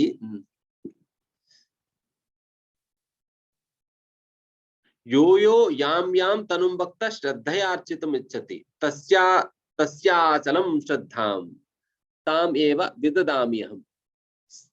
देवी देवताओं को पूजा करने के लिए जो भी श्रद्धा की जरूरत पड़ती है वो मैं दे रहा हूं करके भगवान बता रहे। तो फिर भगवान श्रद्धा कैसे देते हैं? श्रद्धा भगवान देते हैं उस देवी देवताओं का संबंधित शास्त्रों के माध्यम से। जैसे उदाहरण के लिए शिव पुराण पढ़ेंगे तो आपको शिव जी पे श्रद्धा आ जाएगी, शिव जी पे श्रद्धा आ जाएगी, क्योंकि उन शास्त्रों के माध्यम से भगवान श्रद्धा की व्यवस्था बनाए, उस शास्त्रों के माध्यम से, है ना।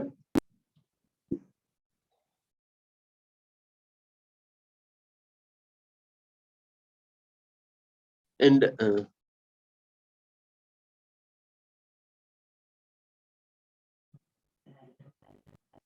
एक परमात्मा के माध्यम से भगवान 3 प्रकार से श्रद्धा देते हैं। एक तो परमात्मा के माध्यम से, एंड दूसरा वो पर्टिकुलर शास्त्र के माध्यम से, अगर देवी के ऊपर श्रद्धा है तो देवी पुराण के माध्यम से, शिव जी के ऊपर श्रद्धा है शिव पुराण के माध्यम से, एंड तीसरा उस देवी देवता का पूजा करने से फल जो हमें मिलता है ना, वो फल जब हमें प्राप्त हो जाता है तब हमें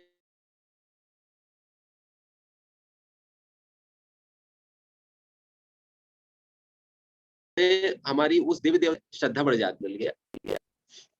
कल मैंने पूजा किया, मैंने इस मन्नत को लेकर मैंने पूजा किया तो मुझे मिल गया करके आप कहेंगे। तो उस प्रकार से क्या हुआ, फिर आपकी श्रद्धा उन पर बढ़ गई।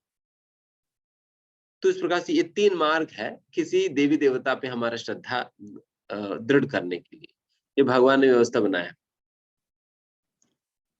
1 मिनट है।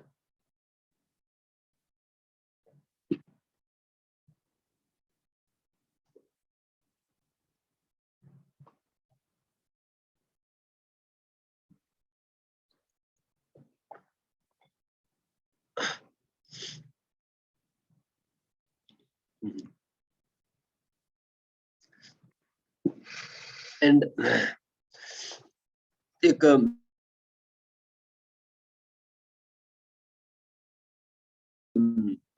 बहुत छोड़ी हम सुनाएंगे आपको। आप सभी लोगों को मेरी आवाज आ रही, सुन पा रहे सभी लोग?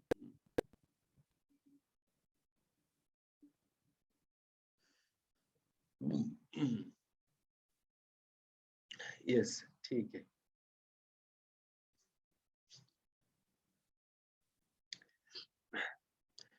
भागवतम के अंतर्गत एक छोटा स्टोरी आता है जिसमें बताया जाता है कि किस प्रकार से एक भगवान की पूजा करने से बाकी सारी देवी देवताएं भी संतुष्ट होते हैं।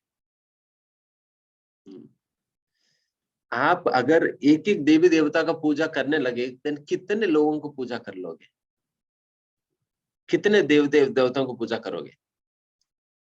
वैसा 33 करोड़ देवी देवताएं कहा जाता है। उन 33 करोड़ देवी देवताओं में आप कितने लोगों को पूजा कर लेंगे? हर एक दिन एक एक व्यक्ति को पकड़ भी लेंगे, फिर भी आप अपना पूरा जीवन भर में सारे देवी देवताओं को कवर भी नहीं कर पाओगे। जीवन में एक बार एक देवी देवता को पूजा कर भी नहीं पाओगे। अगर एक दिन में एक देवी देवता को छोड़ दीजिए, हर एक घंटे में एक देवी देवता को पकड़ होगी 24 घंटे में 24 आवर्स में 24 देवी देवता। तो इस प्रकार से आप कितना कर पाओगे? तब भी आप 33 करोड़ पहुंच नहीं पाओगे।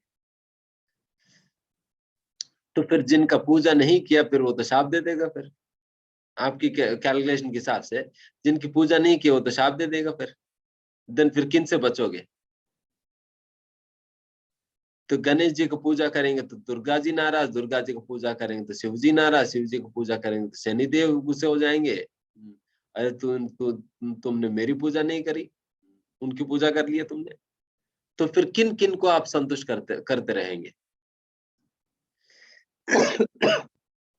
इसलिए शास्त्रों में यही शॉर्टकट दिया गया है कि यथा तरोर्मूल निशेषणेन तृप्यन्ते तत्स्कंद भुजोपशाकः सर्वोपहारणम सर्वोपहारणम यथा अच्युतेज्य। उसमें बताया जाता है कि यथा तरोर्मूल निशेषण, जिस प्रकार से पेड़ की जड़ पे पानी देने से हर शाखा पत्ते पे पानी पहुंच जाती है, उसी प्रकार से अच्युत भगवान श्री कृष्ण की पूजा करने से सारी देवी देवताओं तक आपकी पूजा पहुंच जाती है। अगर एक पर्टिकुलर देवी देवता को पूजा करेगा तो केवल वही देवी देवता के पास आपकी पूजा पहुंचेगी। दुर्गा जी को पूजा करेंगे दुर्गा जी तक ही पहुंचेगी। बट कृष्ण की पूजा करेंगे तो सारी देवी देवताओं तक आपकी पूजा पहुंच जाएगी, सभी लोग संतुष्ट हो जाएंगे उससे, सारा समाज। क्योंकि जितने भी देवी देवताएं हैं उन सभी लोगों को शास्त्र में वर्णन किया जाता है कि सभी का सभी जो है देवांग, मतलब भगवान की अंग, भगवान के शरीर की विभिन्न अंगों के रूप में वर्णन किया जाता है। जैसा हमारा शरीर में भी अनेक अंग है, बट हम खाना देते वक्त हम किनको खाना देते हैं? केवल पेट को खाना देते हैं। पेट को खाना देने से सारे अंगों तक पहुंच जाती है ना, हर एक अंग को आप अलग अलग से नहीं खिलाते हो। हाथ को अलग से आप खिला रहे हैं, हाथ को कोटा है हर रोज 2 रोटी खाने का।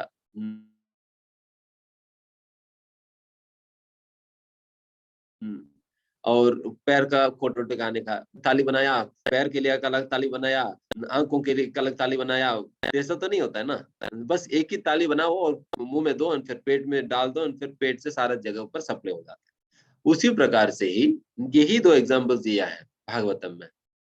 उसी प्रकार से केवल आप भगवान की पूजा करो, भगवान की पूजा करने से सभी देवी देवताओं तक आपकी पूजा इत्यादि पहुंच जाएगी, वो विधि पूर्वक पहुंच जाएगी। बाकी अगर मैं हाथ पैर को खिलाने का प्रयास भी करूं, क्या खिला पाऊंगा? नहीं खिला पाता। इसलिए कहा जा रहा है कि ये अविधि पूर्वक हम, ये विधि पूर्वक नहीं है। विधि विधि मतलब मुंह में, ये विधि है। खाना खाना है तो अपना शरीर को पोषण देना है तो विधि क्या है? मुंह में खाना देना। उसी प्रकार से अगर पूजा करनी है तो पूजा हम कृष्ण की करनी चाहिए, जिस कृष्ण की करने से सभी देवी देवताओं तक वो पूजा पहुंच जाती है। देवी देवताएं भी जो बिल्कुल बहुत ही लॉयल है, जो देवी देवता है, जो भगवान की, ये सभी लोग तो सेवक है, भगवान के सेवक है, जो कि अलग अलग प्रकार के कार्यों को करने के लिए भगवान ने नियुक्त किए हैं सभी लोगों को। जैसा नरेंद्र मोदी का अपने कैबिनेट मिनिस्टर्स है, किसी को लॉ एंड ऑर्डर दे दिया, किसी को सैनिटाइजेशन दे दिया, किसी को हेल्थ डिपार्टमेंट दे दिया, किसी को होम अफेयर्स दे दिया। उस प्रकार की उनकी कैबिनेट है, अलग अलग प्रकार के मंत्री को अलग अलग प्रकार की डिपार्टमेंट संभाल लिया। उसी प्रकार से भगवान ने वाटर डिपार्टमेंट दे दिया वरुण देव को, रेन की डिपार्टमेंट दे दिया इंद्र को, और अग्नि की फायर की डिपार्टमेंट दे दिया अग्निदेव को। उसी प्रकार से हवा की डिपार्टमेंट दे दिया वरुण वायुदेव को। उस प्रकार से अलग अलग देवी देवताओं को अलग अलग डिपार्टमेंट दे दिए थे और सभी लोग संभाल रहे। तो उस संदर्भ में अगर एक बात अगर हम चर्चा करें तो कि एक भागवतम के अंदर छोटा सा कहानी आता है। एक बार आप भरत महाराज के विषय में सुने होंगे। भरत महाराज जिनके नाम से हमारा देश को भारत कहा जाता है, वो भरत महाराज जो है वो कोई एक गलती करने की वजह से उनको आगे जा दोबारा जन्म लेना पड़ता है। वो जड़ भरत करके एक ब्राह्मण परिवार में उनका जन्म होती है। तो उस समय वो हालांकि वो बिल्कुल ठीक ठाक व्यक्ति है, बट फिर भी समाज के लिए वो एक डेफ एंड डम की तरह, बोरा बहरा की तरह वो कार्य करते हैं, ताकि समाज के लोगों की ज्यादा इंटरफेरेंस उनके जीवन में ना हो। अगर उनको सभी लोग नॉर्मल देखने लगे, देन फिर कोई ना कोई किसी न किसी काम में लगा देगा, तुम ये करके आ जाना, तुम वो कर देना, तुम ये कर देना। तो इस प्रकार से कोई ना कोई काम में लगा देंगे करके, देन फिर समाज की इंटरफेरेंस खत्म कर देने के लिए फिर उन्होंने कभी किसी से बोला ही नहीं है। हमेशा वो उनको वो ऐसे ही एक्टिंग करने लगे, मुझे कुछ सुनाई भी नहीं पड़ता, मैं कुछ बोल भी नहीं पाता, तो इसलिए मुझसे कोई बात ही नहीं करते थे। तो उस प्रकार से बिल्कुल समाज से अलग होकर फिर आराम से भगवान की ध्यान में लगे रहते थे। तो एक बार क्या होता है कि कुछ काली माता की भक्त लोग जो है वो उनको बलि चढ़ाना था, एंड बलि चढ़ाने के लिए उनको एक ऐसा व्यक्ति चाहिए जो कि एक ब्राह्मण परिवार से हो, इस प्रकार से सारे लक्षण हो। वो सारे लक्षण जो है इस जड़ भरत के अंदर वो उन्हें दिखाई पड़ती है।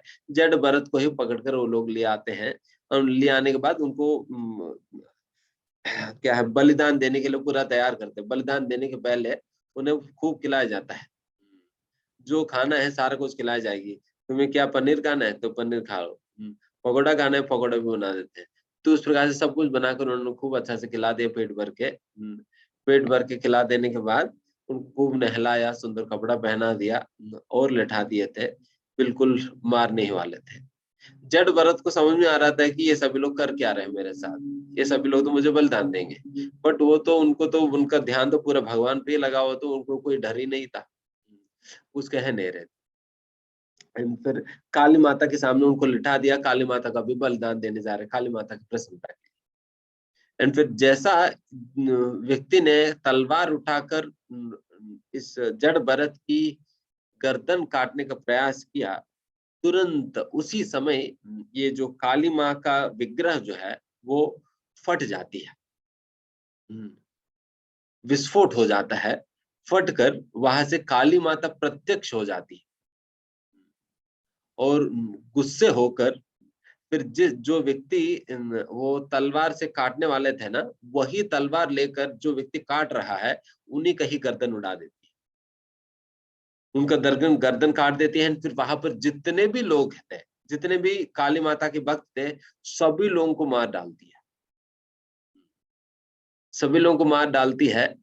एंड ये जगह आज भी है, वो स्थान जहां पर ये काली माँ की विग्रह विस्फोट हो गया, ये सारा लीला हुई, तो ये आज भी है। हम गए थे उस स्थान पे, शायद कुरुक्षेत्र में कहीं आता है,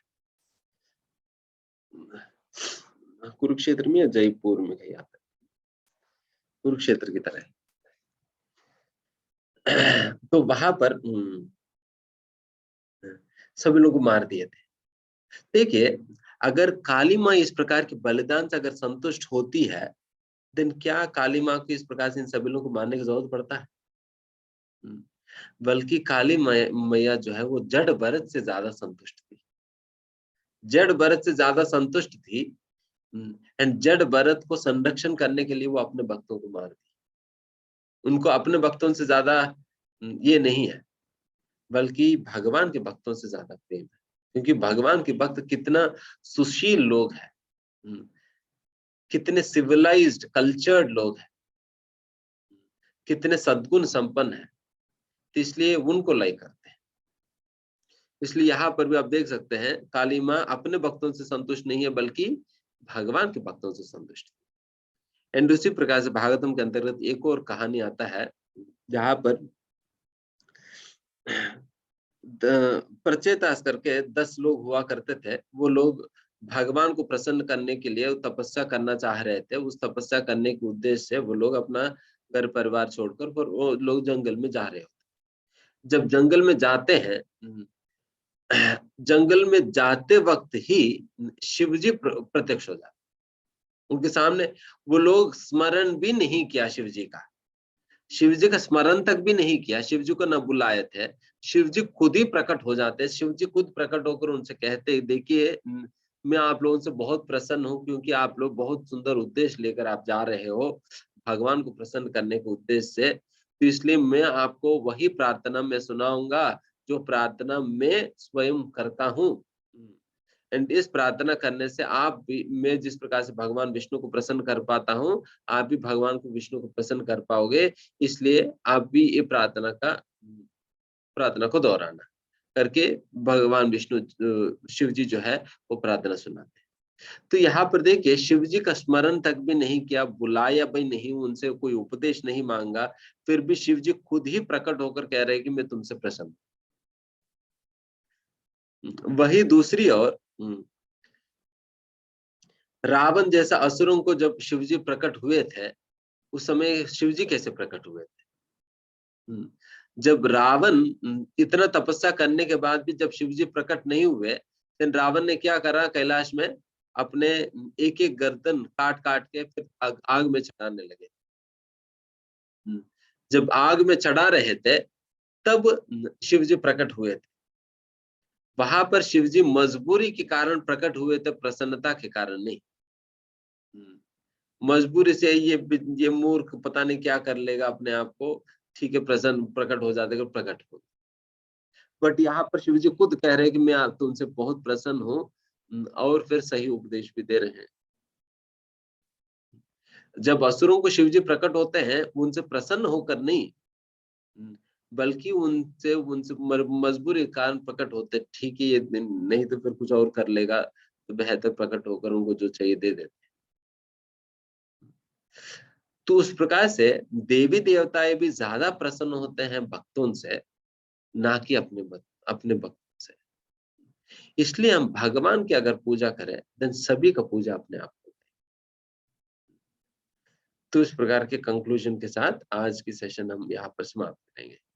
किसी का कोई प्रश्न है, कुछ पूछना चाहे तो आप लोग पूछ सकते हैं।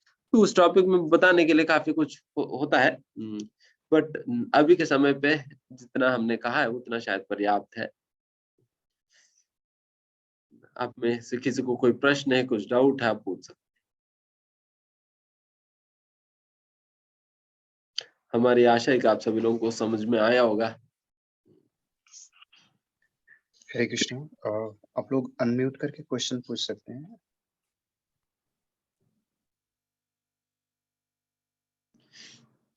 यस वेदांत। जी हरे कृष्ण प्रभु जी। हरे कृष्ण। प्रभु जी मेरा एक क्वेश्चन है भगवत गीता से। उसमें 9वें अध्याय में 30वें श्लोक में कुछ बोला गया, मैं सोचा था आप उसके बाद थोड़ा सा एक्सप्लेन कर देते तो ज्यादा बेटर रहता। कौन सा? 9वें अध्याय के 30वें श्लोक में उसमें बताया गया है कि मतलब कि मैं एक बार श्लोक बोल देता हूँ आपको। अपि चेत्सु दुराकरो भजते दुराचारो मम भजते अनन्या माम अनन्यभक्त साधुरेव समन्तव्य सम्यक व्यवस्थितो हि सः, है ना? जी। हाँ, तो इसमें मतलब बोला गया even if one commits the most abominable action, if he is engaged in the devotional service, he is to be considered saintly because he is properly situated in his determination। मतलब अगर कोई घिनौने एक्शन भी कर देता है तो भी उसको मतलब अगर वो डिवोशनल सर्विस में इंगेज है तो उसको सेंटली माना जाएगा, कंसिडर किया जाएगा, क्योंकि वो एक प्रॉपर मतलब डिटर्मिनेशन के साथ में सिचुएटेड है उसमें। तो इसका क्या मतलब हुआ, किस तरीके के मतलब कि एक्शंस को बोला जा रहा है यहाँ पे? यहाँ पर वही है कि अगर कोई व्यक्ति, कोई भक्त है भगवान के, अगर उनसे कभी गलती से कोई बहुत बड़ा पाप भी हो जाता है, फिर भी भगवान कहते हैं मैं उन्हें क्षमा कर देता हूँ, उन्हें क्षमा कर देता हूँ, उन्हें तब भी मैं साधु ही मानता हूँ। उन्हें कभी ये नहीं मानता हूँ कि उन्होंने गलती कर दिया तो मैंने उनको रिजेक्ट कर दिया, ऐसा नहीं है। भगवान कहते हैं कि गलती करने पर भी उनको मैं साधु ही मानता हूँ, अगर वो गलती करने के बाद भी वो मेरी भजन में लगातार लगे हैं। तो भजन मतलब किस तरीके की मतलब कि यहाँ गलतियों को बोला गया, उस पर आप थोड़ा मतलब कि लाइट डाल सकते हैं? यहाँ पर तो भगवान ने कहा कि बड़े से बड़े गलतियों को भी, यहाँ तक भी अगर कोई ब्राह्मण का भी हत्या हो गया किसी की वजह से, जी एक ब्राह्मण को भी किसी ने मार दिया, बट फिर भी वो बहुत ही पश्चाताप करते हुए भगवान की भजन कर रहे हैं, देन फिर वो भी भगवान क्षमा कर देंगे, ठीक है कोई बात नहीं, है ना? But ji. डेफिनेटली ये तो है नहीं कि भक्तों के प्रति अगर अपराध करेंगे तो वो तो क्षमा नहीं करेंगे भगवान। इसमें मतलब कि अगले श्लोक में इस चीज पे भी थोड़ा लाइट डाली गई कि अगर आपको ये चीज मालूम होने के बाद में भी अगर जानबूझ के आप करते हो तो उसमें आपको मतलब कि माफी नहीं दी जाएगी। वही, जब भी किसी को जब माफ किया जाता है, किनको माफ किया जाता है? जो जिन्होंने गलती से किया है, जिन्होंने जानबूझ के किया है, तो उनको तो दंड देना ही चाहिए। नहीं दंड देंगे तो वो सुधरेगा नहीं वे व्यक्ति, है ना? तो उनकी भलाई के लिए दंड देना ही चाहिए। बट जिन्होंने गलती से किया है, गलती से उनसे प्रॉब्लम ये हो गया, पाप हो गया, देन फिर उन्हें क्षमा कर दी जाती है। बस उनको क्या करनी चाहिए? भक्ति को कंटिन्यू करनी चाहिए, भक्ति को छोड़े बिना स्ट्रांगली भक्ति को कंटिन्यू करनी चाहिए। निश्चित रूप से उन्हें पश्चाताप करनी चाहिए अपनी गलती को लेकर, मेरे से एक गलती हुआ, भगवान क्षमा करिए, मैं नहीं चाहता था इस प्रकार से हो, मेरे से हो, मैं अगली बार से मैं इस प्रकार से नहीं करूंगा, मैं बहुत ध्यान रखूंगा, मुझे क्षमा करिए करके आप प्रार्थना करते हुए, पश्चाताप करते हुए आप ज्यादा समय भगवान की भक्ति में, जप में, साधना में, पढ़ने में समय दे रहे हैं, ताकि आपकी गलती का एक प्रकार की प्रायश्चित हो। बट भक्ति के नियमों के अलावा आपको कुछ और करने की जरूरत नहीं।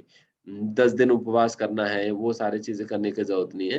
केवल भक्ति की जो भी चीजें हैं, जैसे जप करना, श्रवण करना, पठन करना, वृंदावन जाकर वास करना, गायों की सेवा करना, ये सारे भक्ति के अंग है। तो ये आप कर सकते हो, इस प्रकार के नियम ले सकते हैं। ठीक है, मैं गौशाला में जाकर गायों की सेवा करूंगा, तो इस प्रकार से, ठीक है। अब जी Yes. एक और सवाल था मेरा आपसे। हाँ, मतलब कि जैसे कि बोला जाता है कि इंसान मतलब कि किसी पर्सन का कोई नाम है, मान लीजिए जैसे कि मेरा नाम वेदांत है, किसी का नाम सुरेश है, तो क्या नाम उसकी लाइफ में कुछ मैटर करता है क्या, उसके फ्यूचर पे या उसके बिहेवियर पे कुछ नाम का कितना बड़ा रोल होता है? नाम अभी के समय पे जो हमें नाम दी गई तो उसका बहुत ज्यादा रोल तो नहीं है, बट दीक्षा के समय हमें दोबारा नाम दिया जाता है, स्पिरिचुअल नेम दिया जाता है। अच्छा, तो मतलब ये बोल सकते हैं कुंडली या शास्त्रों से मतलब कि मिला करके कुछ। Okay. Yes, next. Hare Krishna Prabhu ji. Hare Krishna. Prabhu ji मेरे 2-4 क्वेश्चन थे। जैसे आपने अनंत शेष जी का नाम लिया, मेरे को नहीं पता कौन है ये, तो आप थोड़ा एक्सप्लेन करेंगे? हाँ। अनंत शेष जो है ये भगवान महाविष्णु एक शैया पे एक सांप के ऊपर लेटते हुए दिखाई पड़ते हैं ना, जी जी वो जी। सांप ही अनंत शेष है। अच्छा। और प्रभु जी 6 प्रकार के ऐश्वर्य बताए आपने, मतलब उनका नाम नहीं बताया आपने, कौन कौन से अच्छा, 6 6 होते हैं ऐश्वर्य। जी? इसमें all beautiful, all strength, all famous, all knowledgeable, all wealth and all renunciation. जी प्रभु जी। और प्रभु हरे जी कृष्ण प्रभु। एक क्वेश्चन और था। यस। प्रभु जी आपने विष्णु जी का भी नाम लिया और आपने कृष्णा का भी नाम लिया, कि जब आप महादेव वाली स्टोरी बता रहे थे, जब विष्णु जी ने मोहिनी अवतार लिया था, तो तब आपने विष्णु जी का नाम लिया। बट वैसे we like we give a respect, we give a regards to Krishna, we consider Krishna as the ultimate personality, supreme godhead. तो are Vishnu and Krishna same, या फिर वो सेम है तो किस तरीके से, या डिफरेंट है तो किस तरीके से डिफरेंट है वो? विष्णु और कृष्ण के विषय में इंटर रिलेशन इस प्रकार से है कि कृष्ण, विष्णु और कृष्ण में किसी प्रकार के अंतर नहीं है, क्योंकि एक ऑफिशियल वर्क जब करना होता है कृष्ण ही विष्णु के रूप में आते हैं। एक कोई ऑफिशियल जो भी भौतिक सृष्टि के संबंधित कोई भी कार्य करनी होती है, कृष्ण डायरेक्टली नहीं करते हैं, वो विष्णु जी के रूप में करते हैं। तो इस प्रकार से विष्णु भी कृष्ण ही है। एंड फिर उन दोनों में से कौन ओरिजिनल है अगर कहा जाए, देन फिर हम कहेंगे कि कृष्ण ओरिजिनल है। Krishna original in the sense उन्हीं से ही विष्णु प्रकट होते हैं, उन्हीं से ही विष्णु प्रकट होते हैं, उस प्रकार से, है ना? प्रभु जी, यस। प्रभु जी हरे कृष्ण। सतीश। प्रभु जी हरे कृष्ण। हरे कृष्णा। प्रभु जी आप कुछ कह रहे थे, सनातन धर्म मांसाहार के बारे में कुछ कह रहे थे, कुछ समझ में नहीं आया। हाँ, वैसे तो सनातन धर्म के अंतर्गत मांसाहार वर्जित है, नहीं करना चाहिए, बट फिर भी जो लोग मांसाहार से बहुत आसक्त छोड़ नहीं पाते हैं, देन हाँ फिर हाँ। उन्हें कहा जाए कि आप पूरा छोड़ेंगे तभी आप आ पाओगे, नहीं तो आप भाग जाओ यहाँ से। अगर कहेंगे तो देन फिर वो कभी सनातन धर्म के साथ जुड़ेगा ही नहीं। हाँ तो उन्हें भी एक प्रकार के मौका देने के लिए उन्हें कहा जाए ठीक है तुम्हें मांसाहारी खाना है तो देन फिर खाओ, बट इस प्रकार से खाओ, उसका विधि है, उस विधि का पालन करते हुए खाओ, है ना? ताकि वो उस विधि का पालन करते करते करते व्यक्ति धीमे धीमे वो छोड़ सकेगा। अगर हाँ। मान लीजिए कि किसी आप मान लीजिए कोई व्यक्ति बहुत दारू पीते हैं, उनका यही काम है कि कम से कम सुबह दोपहर शाम को दिन में 5-6 बार वो 1-1 लीटर पीते हैं। हाँ नहीं तो बेचारे उन्हें ना नींद आता है, ना खाना हजम होता है, ना कुछ भी कर नहीं पाते। तो 5-6 लीटर पीते हैं। जब वैसा व्यक्ति जब डॉक्टर के पास जाके फिर डॉक्टर कहे कि ठीक है भैया आप बस इतना करना, आप दिन में 5 बार की जगह 3 बार ले लेना, 3 बार ले लेना। हम्म, जब इस प्रकार से कहा जाएगी देन फिर उनको लगेगा अच्छा ठीक है, अच्छा डॉक्टर कम से कम 3 बार तो पीने के लिए कहा है। हम्म, बट इसका मतलब क्या हुआ, डॉक्टर पीने का अनुमति दे रहे हैं या धीमे धीमे उनसे छुड़वाने के लिए थोड़ा सा नियम रखे हैं। हाँ हाँ समझ रहे हैं ना। तो उसी हाँ, प्रकार से ही शास्त्रों में कहा जाता है ठीक है तुम्हें मांस खाना है तो खाओ, बट इस प्रकार से खाओ। ठीक है। हाँ, हरे कृष्ण प्रभु जी। हरे कृष्ण प्रभु। प्रभु जी दंडवत प्रणाम। प्रणाम। मैं संदीप दुबे बोल रहा हूँ हरिद्वार से। हाँ प्रभु जी हमारे 2-3 क्वेश्चन है। पहला कि ये जो बलराम जी हैं वो भगवान श्री कृष्ण के अवतार में कंसीडर किए जाते हैं, जबकि लक्ष्मण जी को कंसीडर नहीं किया जाता है, इसका रीजन क्या है? दूसरा प्रभु जी, ये भगवान श्री कृष्ण का जो एक्सपेंशन हुआ है बलराम जी के रूप में और ये पूरा सृष्टि जो बना है, वो एक्सपेंशन अगर टाइम हो तो एक बार वो डिस्क्राइब कर दीजिए। और तीसरा प्रभु जी ये कि जो अपना गीता में उत्तरायण और दक्षिणायन के दक्षिणायन का जो डिस्क्राइब किया गया है वो चीज क्या है, वो नहीं समझ में आया है। देखिए उत्तरायण दक्षिणायन मतलब पूरा साल को 2 भाग में विभाजन किया जाता है। उत्तरायण और दक्षिणायन में वो सूर्य जिस प्रकार से ट्रैवल कर रहे हैं उसके अनुसार, जिस हेमिस्फीयर में सूर्य ट्रैवल कर रहा है उस हेमिस्फीयर के अनुसार जो है कहा जाता है ये पार्ट जो है साल की ये उत्तरायण है और ये पार्ट दक्षिणायन है करके। जिस प्रकार से पूरा महीने में एक महीने में एक कृष्ण पक्ष और एक शुक्ल पक्ष होता है ना, 15 दिन कृष्ण पक्ष और 15 दिन शुक्ल पक्ष, उसी प्रकार से पूरा साल को 2 भागों में दक्षिणायन और उत्तरायण होता है। जैसे उत्तरायण जो है शुरू होता है संक्रांति से, संक्रांति शुरू होता है और संक्रांति उत्तरायण आने के बाद ही भीष्मदेव अपना शरीर छोड़े थे, तो उसी प्रकार से संक्रांति के बाद ये उत्तरायण शुरू होगा, इसलिए संक्रांति संक्रमण होता है सूर्य का। ठीक है। और क्या प्रश्न पूछे थे आप? प्रभु जी लक्ष्मण जी को क्यों भगवान के उस अवतार में कंसीडर नहीं किया जाता जबकि बलराम जी को किया जाता है? वैसा तो बलराम जी और लक्ष्मण जी ये दोनों एक ही अंश है, एक ही अंश के हैं। ऐसा नहीं कि लक्ष्मण जी नहीं है करके नहीं, बल्कि एक ही अंश है दोनों। बट जब डिस्क्रिप्शन भागवतम के अंदर किया गया बलराम जी को उल्लेखन है, बट लक्ष्मण जी को उल्लेखन आया नहीं, बस इतना ही है। बट इसका मतलब ये नहीं हुआ कि लक्ष्मण जी है ही नहीं करके नहीं है, क्योंकि बाकी शास्त्रों में तो वर्णन है। जैसा भागवतम में ही 9वां स्कंद के अंतर्गत ये वर्णन है कि ये चारों के चारों जो भी राम लक्ष्मण भरत शत्रुघ्न ये चारों की चारों विष्णु तत्व है। हम तो जीव तत्व है, साधारण जीव है, बट ये चारों साधारण जीव नहीं, चारों के चारों विष्णु तत्व ही है। बाकी राम लक्ष्मण जी का ही बात ही छोड़ दो, शत्रुघ्न और भरत भी इसका प्रमाण है भागवत में। ठीक है।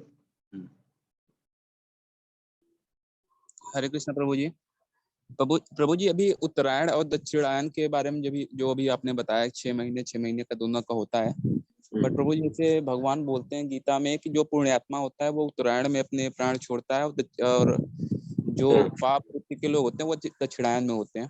तो क्या प्रभु जी 6 महीने जो दक्षिणायन होता है उसमें जितने भी मरते हैं सब अब पापी होते हैं क्या? देखिए आप डरने की जरूरत नहीं, वो तो भक्तों फिर आगे जाकर भगवान भगवदगीता में ही ये सारी चीजें बताने के बाद भगवान ये भी तो कहते हैं कि भक्तों के लिए इन सारे बातों को लेकर डरने की कोई जरूरत नहीं है।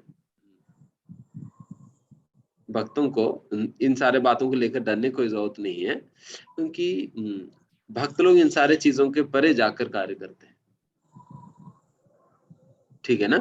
तो मीन्स प्रभु जी उत्तरायण में अगर कोई मरता है कोई पापी आदमी तो वो भी उसकी गति अच्छी होगी, ऐसा है? उत्तरायण में अगर कोई मरता है खूब पाप किया जिंदगी भर।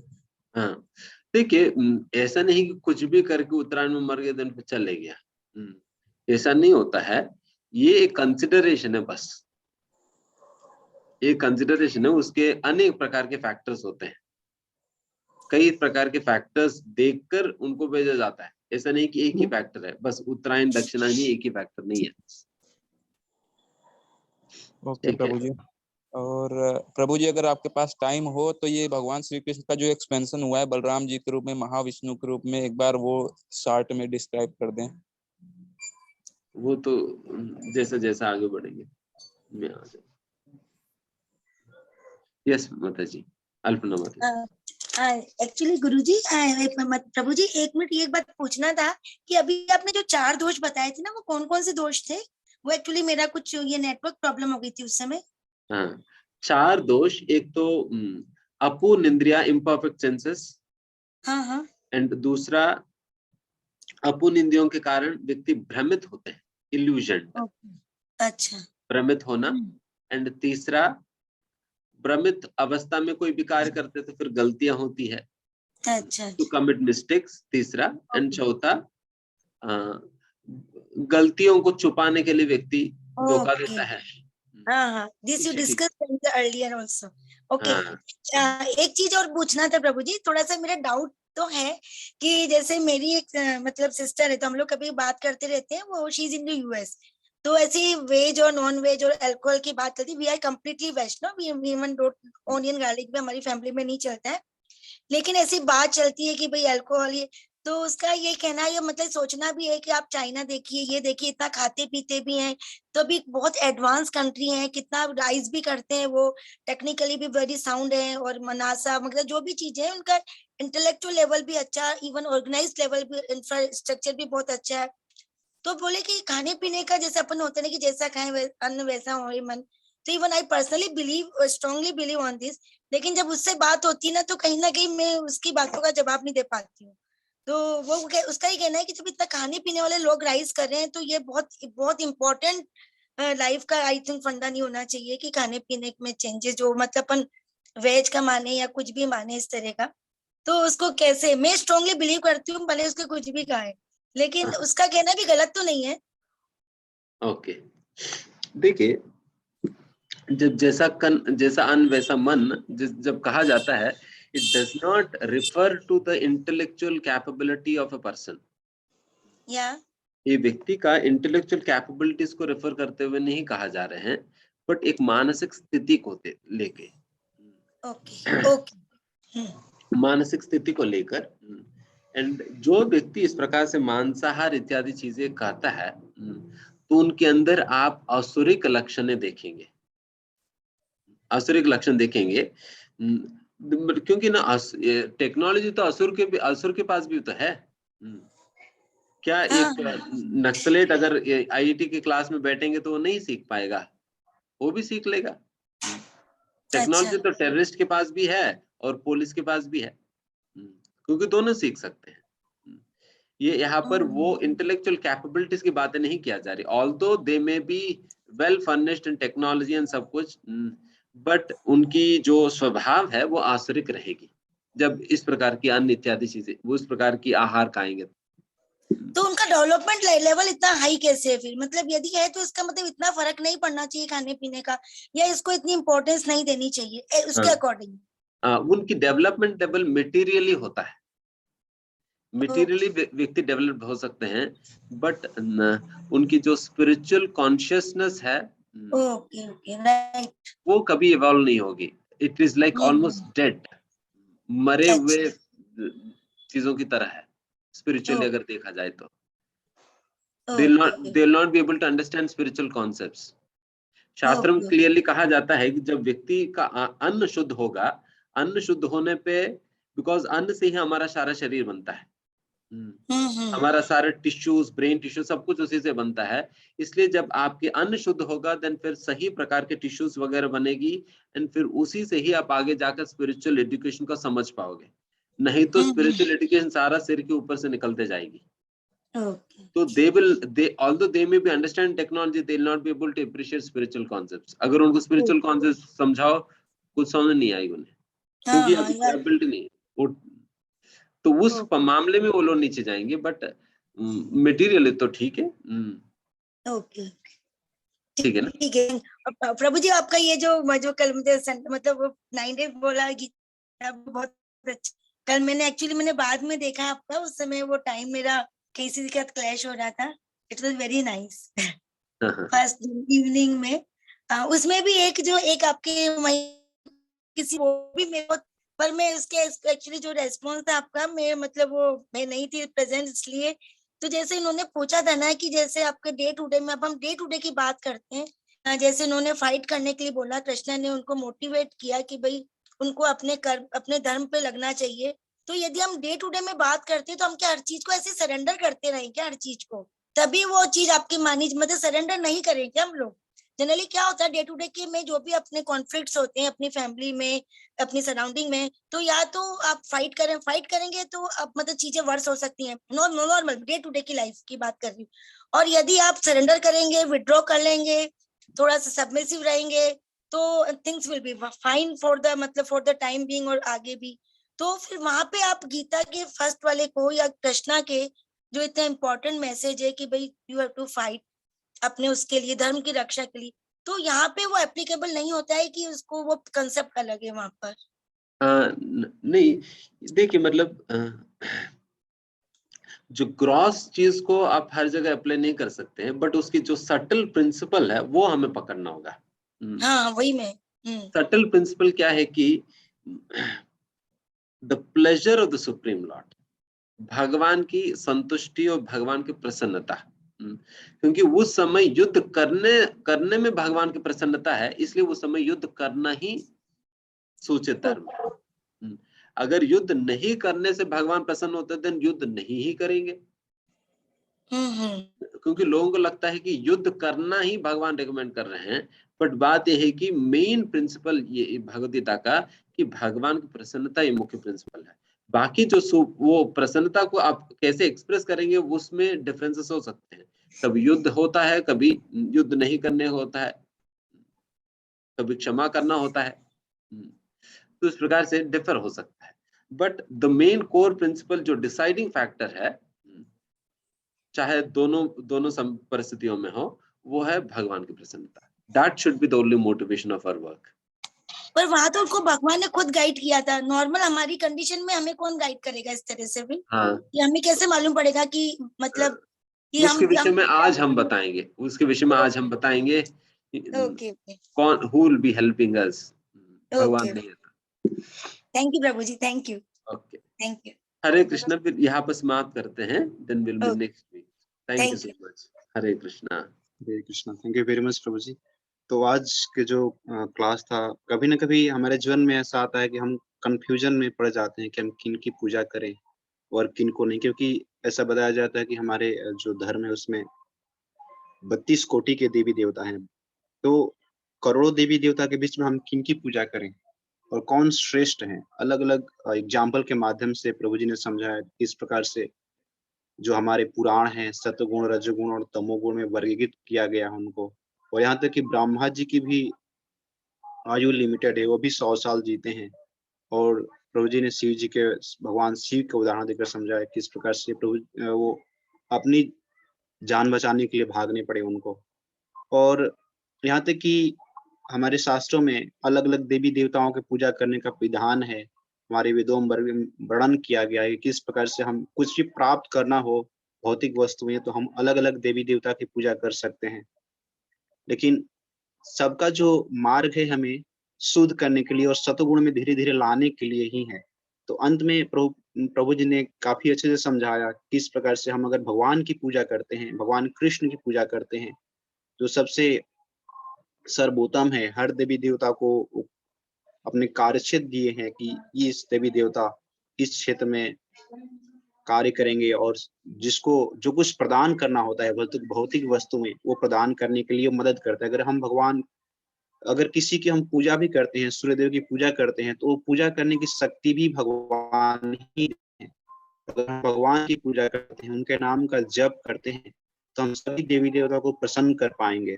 32 कोटि जो देवी देवता हैं सबको प्रसन्न कर पाएंगे। अगर हम अपने हाथ से भोजन मुख के अंदर डालते हैं, तो हमारा जो शरीर के हर अंग है वो पुष्ट होता है, हम स्वस्थ हो जाते हैं। अगर हम हर अंग को अलग अलग भोजन देंगे, उसके जो रिक्वायरमेंट है वो पूरा करेंगे, तो हमारा शरीर बीमार हो जाएगा। जिस प्रकार से अगर हम कोई वृक्ष है, उसके पत्तियों, अगर हम उसको पोषित करेंगे, उसका पोषण करने के लिए जो रिक्वायरमेंट्स है वो देंगे तो वृक्ष ही मुरझा गिर जाएगा। अगर हम वृक्ष के जड़ में अगर पानी डालते हैं तो वृक्ष हरा रहेगा, हमारा वो फल देगा, फूल देगा, पत्तियां देगा, लकड़ियां दे सकता है, लकड़ियां देता है। तो उसी प्रकार से अगर हम भगवान कृष्ण की पूजा करते हैं, उनके नामों का जप करते हैं, तो सभी देवी देवता प्रसन्न हो जाते हैं। तो यही आज क्लास का सारांश था। तो आप सभी का बहुत बहुत धन्यवाद। आइए प्रभु जी का हम धन्यवाद करेंगे 3 बार हरि बोल बोलकर। हरि बोल, हरि बोल, हरि बोल। हरे कृष्ण।